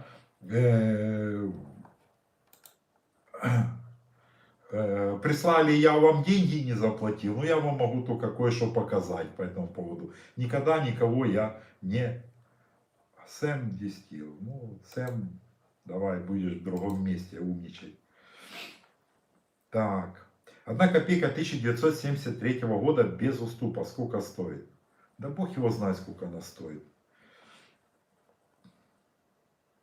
Вот, и, кстати, вы, ребят, еще будьте вот внимательны, когда я рассказываю о каких-то монетах, имейте в виду номинал. Потому что есть о 3 копейках рассказал с уступом, мне присылает 1 копейку с уступом без уступа. Рассказал о малых датах в 61 году, там 20 копеек, малые даты. Мне присылают 2 копейки, у меня 2 копейки с малой датой. Они все были, пишу ей, с малой датой. Нет, но у меня же редкая монета. Блин, я вам ответил, все, примите это как данность. Не надо со мной спорить, мне чего-то там доказывать. Так, 20 копеек 1978 года отличается от всех какая-то белая, как покрытая хромом. Что с ней может быть? Может быть она... А, так подождите, она же есть белая. Что вы меня сбиваете, Андрей? Они все белые. Может хранилась, понимаете, цвет, вот даже один и тот же номинал, одна и та же монета, положили рядом, они разного цвета. Вот отличаются, та желтоватая, это белее. Они в разных местах хранились. Та лежала где-то в квартире, а та в сарае. Температура, холод, воздействие, это же металл, это же не стекло, которое не портится. И по-разному они будут выглядеть. Сколько 1 копейка 1935 года нового образца? 35-й год нового образца. Если она, вот сейчас, кстати, очень много появилось на аукционе. Только сегодня я обратил внимание на этот момент. Пытаются продать их в районе 10 долларов. Цена на них припала, скажу вам честно. Если раньше, вот 35-й год нового образца в обычном состоянии за 20 баксов улетал просто на ура, то сейчас за 10, дай бог продать. В штемпельном блеске, думаю, долларов 50 стоит. Да. У меня есть 2 копейки 27 года. И за сколько я ее могу продать? 2 копейки 27 года по каталогу стоят в районе 2-3 тысяч долларов. Все зависит от состояния монеты. Как вы это понимаете. 2 копейки 76-го, 2 копейки 84-го. Но они дутые. Сколько стоят? Дутые. Если там есть выпуклости на монете, как правило, это монеты, которые побывали в пожаре. Поэтому вот такая вот петрушка. Так, скажите, сколько стоит 3 копейки 86-го года? Частый гурт. Где-то 100-200 долларов. Ну, у меня же есть про эту монету целый ролик посвященный. Чего же вы не смотрите? Так, сейчас 2 секунды, ребятушки. 2 секунды буквально. Так, вот человек спрашивает, я просто не хочу врать, что давно уже с этой информацией не сталкивался. 3 копейки 31 года, буквы вытянуты. Вот так выглядит эта монета. Вот таким образом. Стоит 1200 долларов по каталогу. Опять же по каталогу. Если она у вас в классном состоянии, можно примерно ориентироваться на эту цену. Если нет, ну тогда она будет подешевле. Но она ценная, она дорогая, да, редкая. 10 монет Ленина 1 рубль. Какая цена? 10 монет Ленина с обихода 1 рубль стоит 1 доллар. Вру, наверное 2-3. А что стоит 3 копейки 77-79 с вогнутыми лентами? Обычная монета, по-моему. Вы можете подарить монеты? Нет, не могу. Теоретически могу подарить и много могу, но отправка, переписка, забирать мое время только поэтому. Только поэтому. Если это подарить, знаете, кому-то там для каталога какого-то, ну с какой-то целью, да, вообще, мне не жалко, поймите, мне не жалко, я могу подарить, мне их очень много монет Союза. Из Республики Алтай, вы очень далеко, с России, вы монеты СССР мне не отправите. У вас это запрещено законом. Сколько я пытался купить в России монеты, а вы просил уже, ну давайте как-то отправим. Ни в какую, никто никогда не хотел отправлять. Боятся все. Ну, 20 копеек 24 года в бронзе. Поздравляю, дорогая монета. 5 копеек 24 года. Зависит от состояния, от разновидностей. Но пятаки 24 года, они в принципе ценятся, ввиду своего, видать, размера, редкости, денег стоят. Вот вы, знаю, у меня на заставке стоит, у меня на аватарке 5 копеек 24 года, я много ее показывал, в роликах снимал, вот, то, ну, эта монета долларов 500 стоит. Если обычная, опять же, ну, блин, притертая, это там 7-8 долларов. X-Fine монета, это 20-30 долларов. Это обычно, без там каких-то разновидностей. Никогда не увидите медную чешую. В то время каталога не было, наверное. Салам алейкум, Игорь, ты красавчик, благ тебе, спасибо. Вот таких людей я люблю, которые приходят с добром, а не вот эти умники, которые пытаются тут мне подрассказать. Так, 3 копейки 49 года с плоской звездой, 6 штук есть. Ой, поздравляю. Вот эта проблема монеты 46, 48, 49 год у 3 копеечников очень часто воспринимают затертые звезды за плоские. Ребята, откройте каталог, зайдите на sovmint.ru, открывайте и посмотрите, как выглядит плоская звезда и как выглядит не плоская звезда. Вы поймете тогда. Не может у вас быть 3 монеты 49 года с плоской звездой. Вот не может быть. Поверьте мне, моему опыту. Я уже столько этого всего перечитал, что нет. 50 копеек 24 года. В базе 50 копеек 24 года стоит там 10 грамм серебра. Это где-то 10 долларов на сегодня. Может немножко 12. не больше. Если классная монета, там уже дороже. Это уже коллекционный материал пошел. Так, монеты Ленина 100 лет и еще разные монеты есть. Поздравляю. Но это простая монета. У меня 2 ролика посвящены этой монете. Заходите на канал, найдите и посмотрите классные обзоры об этих монетах. Узнаете все. У меня полный комплект однорублевых с 21 по 91 год. Состояние хорошее. Пожалуйста, цена. Я вам так сходу не могу сказать цену. Я вам могу сказать следующим образом. Комплект монет ходячки. Я говорю о рублях вот таких. Мы не берем во внимание юбилейные какие-то рубли. Вот такого типа рубли. Один комплект с 61 по 91 год стоит сейчас где-то $600. Но опять же, если классные рубли, где-то 600-650 вот так вот долларов на сегодняшний день. Опять же, кто-то продаст дороже, кто-то дешевле. Я вас ориентирую по цене. Почему? Потому что 61 год, 64, 65 год это обычные года монет. 66 по 83 это все редкие, они все стоят там минимум 20-30 долларов. И уже начиная с 84, 85 по 91 считаются обычные года. Но я заметил, что даже 84, 85, если раньше он был простой, ничего практически не стоил, сейчас так долларов за 10-15 можно продать. Они все-таки не так часто встречаются. Да, эти стоят. Что касается уже тогда, если вы начали с 21 года, 21 год, вот штемпельный продавали, видел цену где-то 320 долларов, вот опять об инвестициях. Еще там лет 5 назад, я 21 год, еле-еле с таким трудом штемпель, у меня шикарный был рубчик, я его продал за 150 долларов, еле-еле. А вообще их железная, красная цена была 100 баксов. Сейчас продали на аукционе, была цена 10 тысяч гривен, это даже почти 400 долларов. Чем закончились торги, не знаю, я уже не участвовал. Вот вам и инвестиции. Вот что надо инвестировать. За 5 лет 400%. Делайте выводы. Вот. 24 год, 21 обычный, скажем так, в среднем состоянии это 100-200 долларов. 22 это дорогие, это 300-500 долларов. 24 год до 100 долларов. И все. Все. Больше там все остальное либо редкое, либо этот... Вы можете купить полтинник 24 года в хорошем состоянии. Во-первых, вы должны быть с Украины, а судя по имени вы с Украины, только если в штемпельном блеске. Классный коллекционный рубль. Только так. Если он там просто хороший, мне лом серебра не нужен. Ломом я не занимаюсь. Привет из Волгограда. Привет.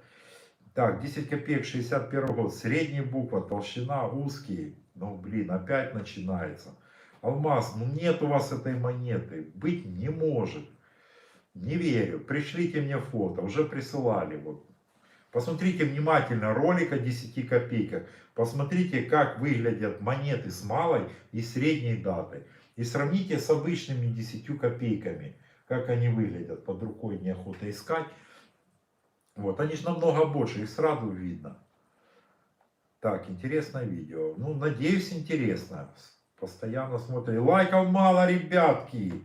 Ставим лайки, продвигаем ролик. Так, а как к вам еще, кроме как с добром относиться? Вы прям живете этим. Только с уважением, благодарностью и просвещением или как-то так. Спасибо большое. Да, я это дело люблю. Если честно, уже немножко поднадоедает. Но ничего. Пожалуйста, спасибо за труд. Пожалуйста, добрый вечер. 61 год, 3 копейки, СССР. Стриженный котенок. По вашим подсказкам нашел, отправил из Азербайджана в Москву племяннику. Как с вами связаться? Благодарю, Шахин Карабах. 3 копейки 61 года, стриженный котенок. Я что-то не помню такого выражения. Не знаю. Мне не надо ничего отправлять, ребят. Никогда мне ничего не отправляйте. Не надо. Мне только фотографии отправляйте для начала. У меня есть как продать из Армении. Вы далеко, вы не пришлете мне монеты. Пожалуйста, с этих республик, реально, вы далеко. Сколько стоит 15 копеек 42 года? Пятнашка 42, если мы берем во внимание рядовые пятнашки, это самая дорогая пятнашка среди дореформенных монет. Средняя цена ее $150, по-разному. Я встречал цены в районе $400 на хорошие пятнашки. Видел я их и по $100, но в среднем 150. Такая средняя хорошая монета, не убитая, не убитая там вообще в хлам. Так, дальше. Какой лучше использовать каталог монет? Какой вам понравится, тот и используйте. Я рекомендую Андрея Ивановича Федорина и Дмитрия Тележинского. Либо же, если прям вообще погрузиться, Адрианова. Вот это, я считаю, 3 таких хороших автора, которым можно доверять. Люди знают свое дело. Это шизики своего дела, это ребята толковые. Дмитрий Иванович там вообще погружен, эксперт там, и так далее. Это хорошее. У меня, кстати, тоже была идея. Я и начал делать свой каталог, ну забросил. Не хватает времени. А кому он нужен? Так, так, у меня есть весь номинал 24 года, есть с гладким гуртом. А что у нас в 24 с гладким было? Может, у вас полтинник с гладким гуртом? Он денег стоит. Но опять же, гладкий гурт. Гладкий гурт у крупных номиналов 51 рубль. На нем не должно быть вообще никаких признаков надписи. Вообще.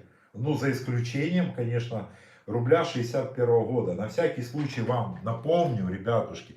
Единственный год, когда гладкий гурт был нормой, это рубли. Вот у меня 61 год, у него гурт гладкий.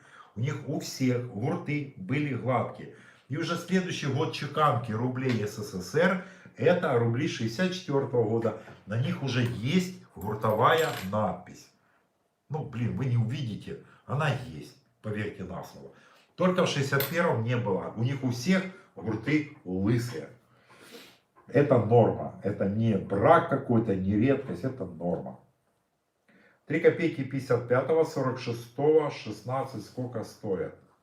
Ну, это стандартное количество лент. Нет, в 46-м стоямба, какие там меньше лент было. Короче, обычные монеты, это простые монеты, это недорогие. Погнали дальше, потому что не успеем все. Ценные браки монет СССР и сколько стоит распиаренная вами 3 копейки 78 года. Ну я ролик для кого снимал? Вот вы сейчас меня спрашиваете, сколько стоит. Я, блин, 10 или 15 минут рассказывал про эти монеты все, блин, сколько она стоит. Зачем я это все делаю?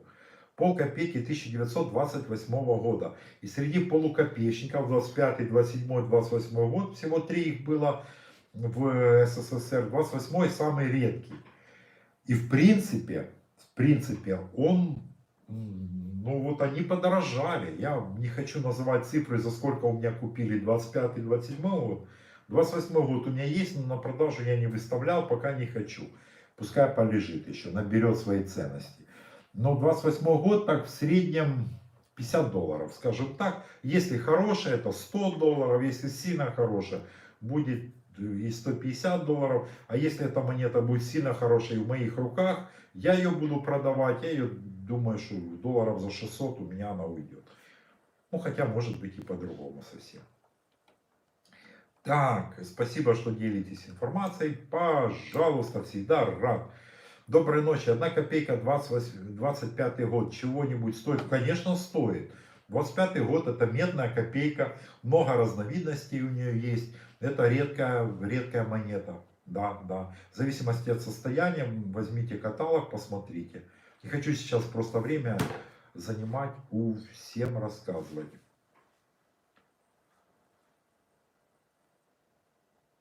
1 копейка 61 года у вас стоит за 1 гривну. Это разве нормально? Еще в штемпельном блеске.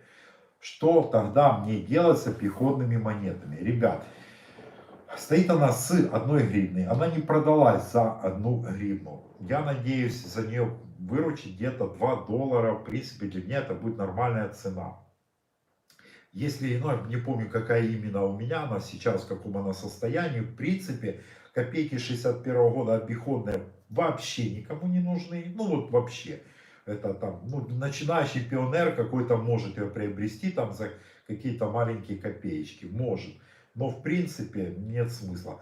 их вообще даже, ну, пытаться их продать. Не тратьте просто свое драгоценное время. Самый важный ресурс у нас в жизни. Не надо этого делать. Вот, штемпельная, пока с одной, ну, торги только начали, ну, у нас люди не любят в самом начале разгонять лоты.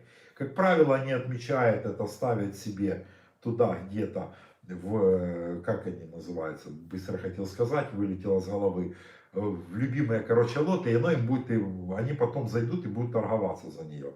Изначально разгоняются только очень хорошие монеты, редкие цены, вот тогда там сразу начинают бить ценой, отмечаться, что они заинтересованы, а так нет.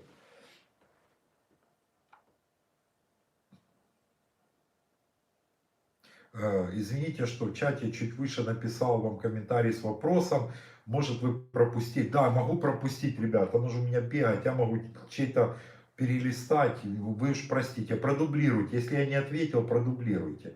Один раз, два можно, не вопрос. Но не так, как там один клоун тут сыпет меня каждое сообщение по миллиону раз, одно и то же. Зачем? Пишите толерантно, нормально, конечно, я отвечу. Так, спасибо. Как отправить фото? Мне молча отправить в Инстаграме. Подписаться на меня в Инстаграме. Ссылочки найдите под крайним роликом. Перейдите, подпишитесь на мой профиль в Инстаграме. И там в директ мне пишите. Как связаться? У меня есть рубли голова с Лениным. Рубли голова с Лениным я не покупаю, ребят. Не нужно мне их предлагать. Монета 1978 года. Одна тоньше, другая толстая. Не могу понять, что за разновидность. Ну, это как разновидность? Вы же поймите, как чеканят, то есть с листа отчеканиваются заготовки, да, кругляшки голые в начале, потом крутятся, потом чеканятся. Просто лист мог попасться бракованный. Либо же это могла быть перепутка, то есть трешки отчеканили на листах от двушек. Она будет тоньше. А там лист, когда во время проката листа где-то вальцы ушли и где-то чуть толще был лист, чуть тоньше. То есть есть у каждой монеты есть стандартные допуски в разнице по весу. Они могут быть там, ну, для 3 копеек, я уже не помню эти таблицы, я их все видел, уже вот не буду врать. Ну, то есть типа 3,1 это норма, ну, то есть это допущенная, ну, погрешность для этой монеты, это не считается какой-то редкостью. Если у вас 3 копейки, он как парень писал, 56 года, да, в штемпельном блеске, то есть она не износилась, и 2,5 грамма. Ну, это уже заявка на какую-то раритетную штуку. То есть это, скорее всего, она отчеканена на листе от 2 копеек. В вашем случае, ну, насколько толще, вес, разница, вес какой. Понимаете? То есть допуски есть. Так, ви з якого города України? Я з Крапивницького. У мене є своя колекція. Скажіть, будь ласка, давайте сразу на русском. У меня есть своя коллекция. Скажите, пожалуйста, сколько стоит 10 копеек 1934 года? Очень интересный вопрос. Почему? Потому что сейчас выставлено на аукционе эти десятки. Парень выставил, разогнали монету больше 100 долларов, где-то 110-120 долларов. Я не знаю почему, видать, стоял в резерв. Она не продалась. Ее выставили с фиксированной цены ровно в 3000 гривен. Она не продалась. Выставили за 1800, она не продалась. Потом, ой, за 2800 она не продалась. Ее выставили за 1600. Дальнейшая судьба неизвестна. Я не знаю, честно, потерял с виду эту монету. Вот, за сколько она продалась. Произошло то, о чем я говорил. Вот если он спустил цену, в принципе, там немного, я думаю, нагнали, там за пару тысяч она уйдет. Но дорого нет. Вообще десятки, вот именно щитовики 1934 года, 10-15 копеек, они самые редкие из щитовиков, и они довольно ценные. В штемпельном блеске монета до 100 долларов может, повторяюсь, стоить. Смотря кто и где ее будет продавать. Вот. И что пятнашка, что десятка. Если это ходячка, то 34 год, ну сколько там, ну 10-15 долларов, может 20 продадите. Особо нет. Я просто такой, 20 копеек. Что 20 копеек? Всем респект и уважуха. Спасибо. 5 копеек 35 год. Брак. Сколько стоит? Какой брак? Есть десятки видов брака. О каком браке идет речь? 5 копеек 35 года сама по себе дорогая монета. Если вы имеете в виду какое-то там холостое соударение штемпелей, она только убьет цену монеты. Если это выкус на полмонеты или смещение, ну это другое дело. Надо понимать, о чем речь. Магнитные копейки. По магнитным копейкам вам сейчас ничего не скажу, ребят. Пошерстите в интернете. Я их не покупаю, мне тяжело говорить о них. Полтинник 27 года цена на данный момент. Полтинник 27 года был продан мной ровно две недели назад на New аукционе за 970 гривен. Это 35 долларов. За 35 долларов штемпельный полтинник. Не супер-пупер, но он штемпельным блеском был. Делайте выводы, сколько они стоят. Добрый вечер. Фалеристикой занимались когда-нибудь? Елена Величко спрашивает. Да, занимался. Я с нее начинал. Фалеристикой СССР. Знаки, награды, ордена, медали Союза. Это, ладно, ну это моя начальная тема, с этого все начиналось. А потом уже перешел на монеты. Были промежуточные всякие там увлечения, ну вот так. Полкопейки 25-27 год. Полкопейки 25-27 год. Опять же, я их продал, вот и 25-27. Не хочу называть цифры, поверьте, это цифры космические. В среднем 25 год стоит где-то 20 долларов, 30 долларов, если в штемпеле, до 50-60 долларов. 27 год процентов на 30 дороже. Где-то там 27 год обычная обиходная может стоить около 15 долларов. Хорошая там 30-40, штемпельная 70-80. По каким дням вы выходите в эфир? Ребят, давайте договоримся так. По поводу выхода в эфир. Я думаю, что, наверное, остановимся на субботах. Вот давайте ориентироваться вот так. По субботам, вечерком, часиков 7 мы собираемся с вами и трындим. Я думаю, будет так. Если что, на воскресенье. Я могу хоть и завтра, хоть целый день с вами болтать. Мне ж как тому соловью. Ну просто есть дела другие. Вот, был занят вот сегодня, я хотел раньше начать, не успел доделать свои дела. У меня еще аукционы есть, еще ролики надо снимать. Я бы сидел бы с вами тут до ночи. Хотите, завтра можем провести небольшой эфир. И у меня еще есть идея вообще марафон, вот так в воскресенье с 9 утра там, и до 9 вечера.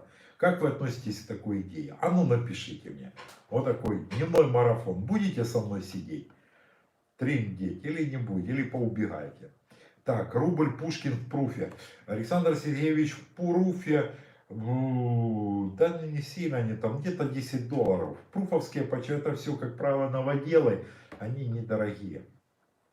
На копейка 67 год, там, в которой 4 в гербе гостей, она стоит по рассказам 100 долларов. Я нашел такую. Поздравляю. 5 копеек 57 года цена. В штемпельном блеске 10 баксов. Без штемпельного блеска 1 доллар. Больше вряд ли. Как вы считаете, если заняться слаббированием монет, может ли это принести прибыль? Сереж, смотрите, вот по поводу слаббирования, я надеюсь, вы понимаете все, о чем идет речь. Слаббирование это когда монеты помещают в пластиковую коробку. Делают это специализированные организации. Чем круче организация, тем ценнее будут эти монеты. О чем речь? О том, что самая крутая организация это NGC, которая находится в Америке, PGCS, это европейская организация, еще куча китайских, в России сейчас там пооткрывались и так далее. Что они дают? Они присуждают грейд монете, то есть они оценивают ее состояние и дают ему оценку. Присуждают ей так называемый код, да, пускай там MS, X-Fine, Verifine и так далее. Чем выше оценка, тем дороже монета. Это классная штука, это хорошая инвестиция, только если это будут топ монеты по состоянию. По состоянию. Не обязательно это должны быть редкие монеты, но это должны быть топовые показатели. Я очень часто вижу на аукционах, особенно на New аукционе, я вижу такие моменты, когда выставляют монеты МС-61, полтинник 24 года, МС-61 6 тысяч просит. Кому он нужен этот МС-61? Минимум МС-65, чтобы о чем-то разговаривать. Минимум для полтинника. Тогда мы можем вести диалог о покупке, об инвестициях. Есть у вас такие полтинники? Не вопрос. они будут стоить. Но надо понимать, что ваши монеты, которые вы отправили на слабирование, уже завтра могут найти еще лучше.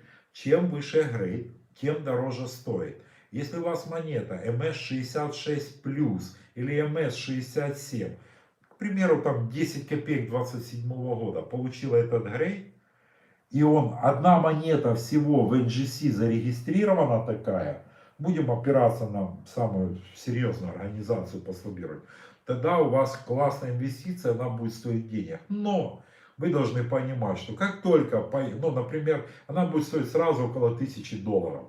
10 копеек 27 года в MS67. Это около штуки баксов. Как только появится вторая такая же, ваша цена делите пополам сразу. Вот тут есть тонкости свои, понимаете? Но при этом якобы грейдинговая компания дает гарантию подлинности монеты. Очень спорный вопрос, потому что я вижу, даже на Виолике выставляет ну, заслабированные монеты, и продавец пишет, это гарантия подлинности. Ни хрена это не гарантия подлинности. Достоверно известно о многочисленных случаях, когда тот же NGC ошибалась в оценке подлинности монет, они слабировали фальшаки, эксперты потом это определяли, там были споры. То есть, ребят, это не гарантия подлинности. Да, это очень высокое, ну, доверие, но это еще не 100%, это 99,9%, но не 100%. Поверьте по опыту. Так, поэтому тут решать вам, если вы уверены в топовом грейде вашей монеты, которую будете отправлять, тогда стоит этим позаниматься. Если нет, нет. Только по пандо. Заслабировать одну монету 100 баксов с отправкой, получением. Вот считайте, есть ли смысл. Так, прикольно, когда не хочется дружить с книгой. Тогда можно вас засыпать простыми вопросами. Ну, для этого же я и делал канал, и стримы провожу, чтобы вы меня спрашивали. Рубль 90-го года с выкусом. Какова приблизительная стоимость? В принципе, что я вам скажу по опыту. Вот рубли, даже понятно, 90-й год, рубли и полтинники с выкусом это довольно редкая история. Вот по практике я визуализирую то, что через мои глаза пробегало, но это довольно редкая история, поэтому я думаю, будет стоить денег. Опять же, зависит от величины выкуса, или действительно там выкус, а не выбито просто потом вручную. Это там определяется по определенным моментам. Ну, сколько стоит, не знаю. Приблизительно, я думаю, гривен, ну, долларов 10-12 накидают. Просто обычный рубль 90-го года стоит там 3-4 доллара. Думаю, где-то так. Ну, не знаю, тяжело мне сказать о вещах, которых я, ну, не продавал никогда. 1 рубль 61-64 года сколько стоит? Показывает, дружище. Я уже показывал, не сначала смотрите. Смотрите. 64 год. Вот такой рубль, вот в таком штемпельном, шикардосном состоянии просто. Максимум 5 долларов. Если это обычный с обихода рубль, это вообще ничего не стоит, это по весу металл. 61 год. Максимум, что мне удавалось продавать, 20 долларов. Недавно продавал 61, ушел где-то, по-моему, около 12 долларов. Я в гривнах продаю, просто мне надо перевести сразу. Где-то так. Штемпельный. Если обычный обиходный, до свидания, вообще не нужен. Если вы нашли в куче, такие обычно затертые, оставьте на память, будете внукам показывать. Не пытайтесь даже их продать, не тратьте время. Я нашел 1 копейку 67 года, да, пытался ластиком почистить, и она на 2 части раскололась. Потом одна часть вообще из 3 частей монета уже ничего не стоит. Ну, естественно, ничего. О чем вы говорите? Разломанная монета. При слове марафон у меня ассоциация с Чернобылем во время СССР Горбачева. Да нет. Нет, другой марафон. Вот люди ж проводят, помните, там, когда выборы, марафон, вау, и сидят сутки, обсуждают там и так далее. Вот у меня была такая идея, там какие-то паузы делать, я включу вам ролик какой-то посмотреть, пока там перекурить, сходить, там отдохнуть. Что тоже говорить, уже челюсть начинает болеть без остановки. Мужчинам не свойственно, я вообще немного разговариваю, но люблю потрындеть, люблю, с умными людьми вообще обожаю. Я тренинги провожу, вот, кстати, 2 февраля меня пригласили, буду проводить тренинг. Ну, не тренинг, а такой, делиться опытом по Ютубу, как вести Ютуб, как создавать канал и так далее. Но у меня за плечами много, я тренинги проводил по бизнесу, немножко так барабаню в этом деле. Так, 20 копеек 88 года с блеском. Понимаете, если вы одну монету выставите, пересылка будет дороже. Ориентировочно ее можно продать там в районе $1. Вот штемпелю классную монету с блеском. Если у вас их много, да, можно выставить там группками как-то пытаться продать. Но такое продается, когда много. Вот я продаю копейки, вот я же говорю, смеются там все, ой, Олег там выставил копейки, смотрите, подборочку 60-х годов, 61 по 69, без 64. Вот, 70-е года, 70 по 79 и 80-е. Выставил вот просто подборочки таких. Одна ушла там за 130, за 140 гривен. 140. В общей сложности 500 гривен за комплектик. Это 20 баксов. Простите меня, у меня этих монет мешками. Да, по одной монете вроде та ерунда, что там за цена. $20 тут, на этой неделе, $20 на следующей, за месяц. Вы меня выбачаете. Это 100 баксов. На вот этих копеечках вы смеетесь. Так это только копеечка. Туда подтяните двадцатки, десятки, пятнашечки. Что-то дороже, что-то дешевле. Ну, блин, вы рассказываете, нельзя на этом заработать.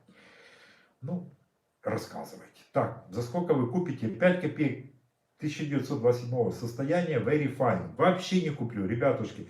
Я же вам говорил, мне не нужно купить, лишь бы купить. Я покупаю только штемпельные классные монеты. Так, копейка 57 года, сколько стоит? Я уже отвечал на этот вопрос, пересмотрите. Месяц назад видел проход на одном из аукционов 2 копейки 1924 года в ПФ по цене 1 миллион 800 тысяч рублей. Я, конечно, не сильно верю в такую продажу. Давайте я попробую объяснить ну, для людей, которые, может, не сильно понимают, что такое ПФ. То есть это 2 копейки 1924 года, которая была отправлена в какую-то из грейдинговых компаний, ей дали ПФ. То есть пруф. ПФ это пруф, где глянцевое поле и матовый рисунок. Конечно, 24 год медь в пруфе это редчайшие вещи, не спорю, очень редкие. Но за 1 800 000 хотелось бы ссылочку. Ссылочку отправить было бы вообще супер.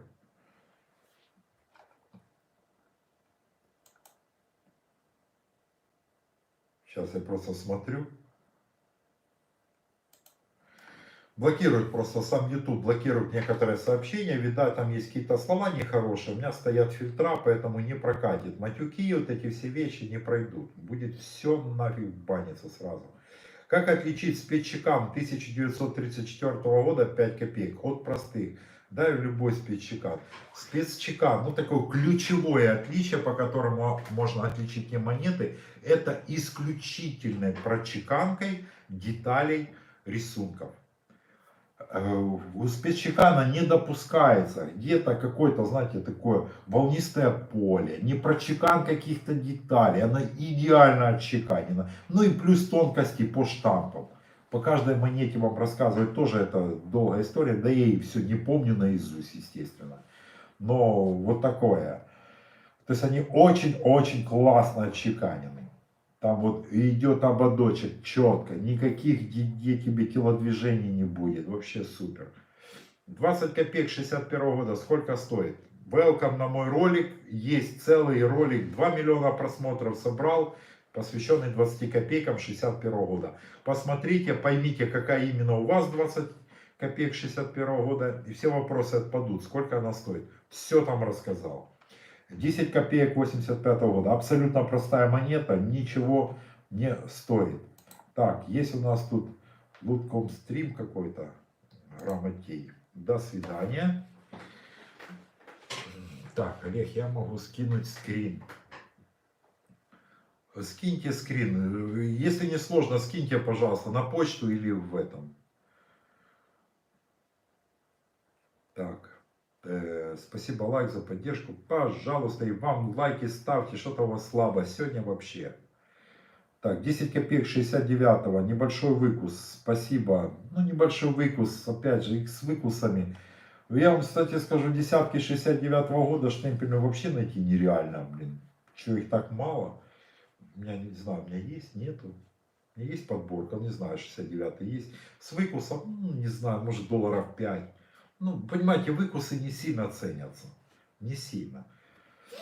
Вот если у вас выкус там на полтиннике 27-го года, крайне редкая вещь, вот на серебряных монетах СССР выкусы, крайне редко, вообще практически не встречаю. Так, 3 копейки и 10 копеек 1946, будь ласка, скажите цену. 3 копейки, 46 год вообще это простой год, ну то есть очень большой тираж был, там нет, ну это не редкий год, не редкий, что 10, что 5 копеек 46 года, вот я продавал штемпельный пятак 46 года, мне накидали 122 гривны, вы что, с дуба рухнули. Хорошо, что я поставил резервную цену. Все снимаю и откладываем, ждем цены. Будем набирать объем, как я уже говорил, будем ждать хорошей цены. Пока даже продавать такое ничего не буду. Так, сказал, думаю, реально ли специалисту отличить копии монет до реформы? Если да, то как? Конечно, реально. А как определяются копии? Только спецы оценивают. Смотрят, могу я что-то посмотреть, могу ошибиться, могу ошибиться. Если Андрей Иванович Федорин ошибался, то я тоже могу ошибиться. Но опыт есть какой-то, то понятно, что надо пробовать, смотреть. Ну вы же поймите, технологии уже ушли так далеко, что просто. Ребят, вопросы заканчиваются, да, я смотрю. Мы уже 2 часа с вами. Если есть, накидывайте, нет, тогда будем закругляться. Пойду в семью, к жене, к ребенку. Да. Отличный стрим. Да, мне тоже понравилось, хорошие вопросы. Ну, не без, как говорится, в семье не без урода. Это аллегория, я никому лично, как говорится. Человек 5 заблокировал умных, поэтому не надо мне тут гадости писать. Пожалуйста. Сколько стоит коллекция юбилейные рубли? Да бог его знает. Если мы говорим сейчас об об обычных рублях, ну, медно-никелевых, без всяких приколов, там, золота, серебра, пруфов и так далее. 64 монеты входит такой набор. Блин, сейчас я скажу вам, где-то 120, наверное, 150 долларов сейчас стоит. Ну, хороший вот. Виктор Кожухар спрашивает, 47-й год были в обиходе? Нет, не были. Хотя находили 3 копейки 47-го года в обиходе. Как она туда попала, загадка до сих пор для всех. Вот вам и пожалуйста. Вот именно 40, именно трешку нашли в обиходе, да. Теоретически может быть все, ребят. Я с такого насмотрелся за свою жизнь, что, ну, а вообще-то нет. Вообще, это, ну, 1 на миллиард случаев может быть. Ну, шансы очень низкие. 20 копеек 76 года, сколько стоит, можете сказать цену. В штемпельном блеске 20-ку 76 года, это же из редких, что я чудю. 76 год это еще редко. Где-то долларов 30, вот так. 30-40 долларов. 76-го не очень редкий, но это из черного квадрата монета, кстати. Я что-то так быстро уже заговариваться начал. Так, привет, я из Жизыки. 5 копеек сибирские. Классные монеты, шикарные монеты. С волками и лисицами. Да, шикарные монеты, но опять, у меня их нету. Были, да, были. Продавал, все продал. У меня, я же говорю, были, и у меня еще часть украли. Очень много монет у меня украли в свое время. Ну, что ж ты сделаешь? Где цены на монеты СССР вышел? У нас Россия, Европа. Не, я только по монетам СССР. Покажите, пожалуйста, самую дорогую вашу монету и место, где она хранится. Да-да-да, сейчас вам адресочек накину, номер телефона, скажу пароль от сигнализации, код от сейфа. Сейчас вот 2 минуты. Сейчас уже сажусь прям набирать вам. Нет у меня дорогих редких монет. У меня нету, знаете, вот таких вот там константиновских рублей или там Павла рублей пробных. Нету, я не увлекаюсь этим. Мне это Понимаете, у меня нет денег миллиарды, чтобы позволить себе. Да я понял, что шутка. Я же понимаю. Приятно, когда у людей чувство юмора, правда? Так, рубль есть 70-й. 100 раз уже говорил. Скрин отправил по 20, по 2 копейкам 24. Спасибо большое, обязательно посмотрю, обязательно. Так, спасибо, пусть вас Бог благословит. Да, благодаря Господу мы и живем, несем добро в этот мир. Каталог показываю, да, подскажу. Вот Макс Погод спрашивает, какой у вас каталог. Вот Дмитрия Тележинского. Знаю его лично, хороший мужичок, погружен в эту тему. Ну, кстати, я слышал еще очень давно, что собирается обновленный каталог сделать уже из... Но здесь только до реформы, кстати, ребят. Тут только до реформенной монеты. Здесь нету 61-го года, начиная, нету. 58-го года нету. Нету тут таких монет. Ну, классный, классный. Конечно, он простой вообще, супер. Я вот так люблю. Ну, так я и не слышал, нового так я и не видел пока. Видать, вот этот карантин, все ляпнуло и так оно все заглохло. Так, привет из Рузы. О, Руза, это где? Я тоже коллекционер. Рузский копатель. Но если рузский, значит красавчик.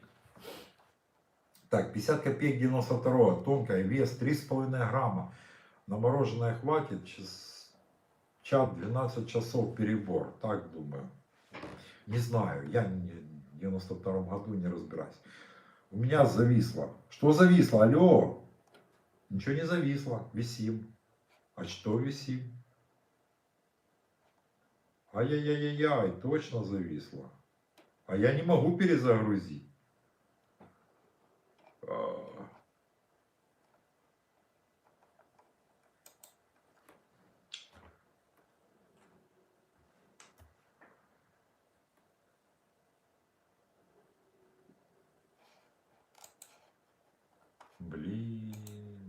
Блин. Что, завис? Ребята, капец, катастрофа. Ну что ж, будем заканчивать. Скоро мы с вами снова встретимся. Дорогие друзья, тот, кто досмотрел до конца, вам огромное спасибо. Поставьте лайки, задавайте вопросы по окончании эфира уже у меня на зрителей. И что-то нам помешало с вами. Ай-яй-яй-яй. Ну сейчас я попробую восстановить трансляцию. Сейчас. Проверю. Сейчас. Мне охота с вами прощаться. Блин, что-то зависло. Какого? А ну сейчас 2 секунды. Нет, висит и все.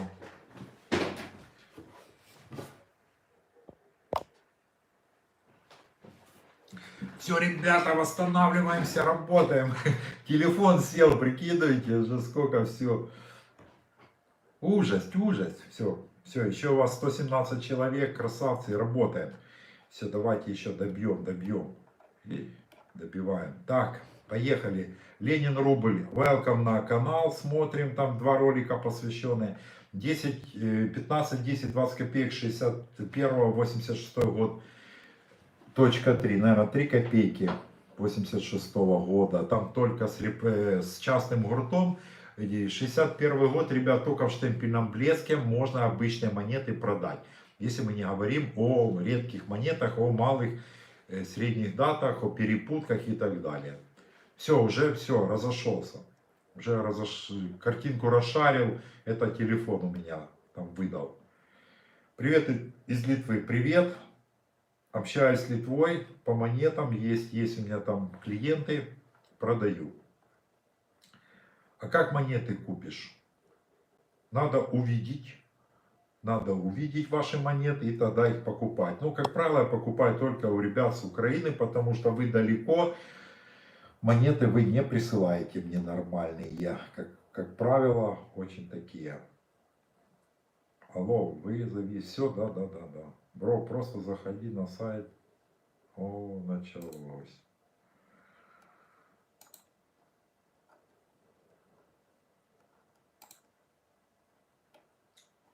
Боже, где ж вас таких дебилоидов берут, господи. Так, ну что, ребятушки, все, будем заканчивать, что у меня уже телефон садится. Уже более 2 часов мы с вами в эфире. Все, вам всем огромное спасибо. Надеюсь, что мы на следующей недельке тоже давайте запланируем на субботу. Если мне ничего не помешает, встречаемся в субботу в районе 7 часов у меня на канале. Будем дальше с вами обсуждать монеты Союза. Подготовьте, пожалуйста, вопросики, что, о чем, где и как. Буду рад вам подсказать, помочь. И всегда спасибо вам за ваше драгоценное внимание. Рад был с вами. Подписывайтесь, расскажите друзьям и так далее и тому подобное. Все, люблю, целую и всем вам пока. До встречи. Ух, устал.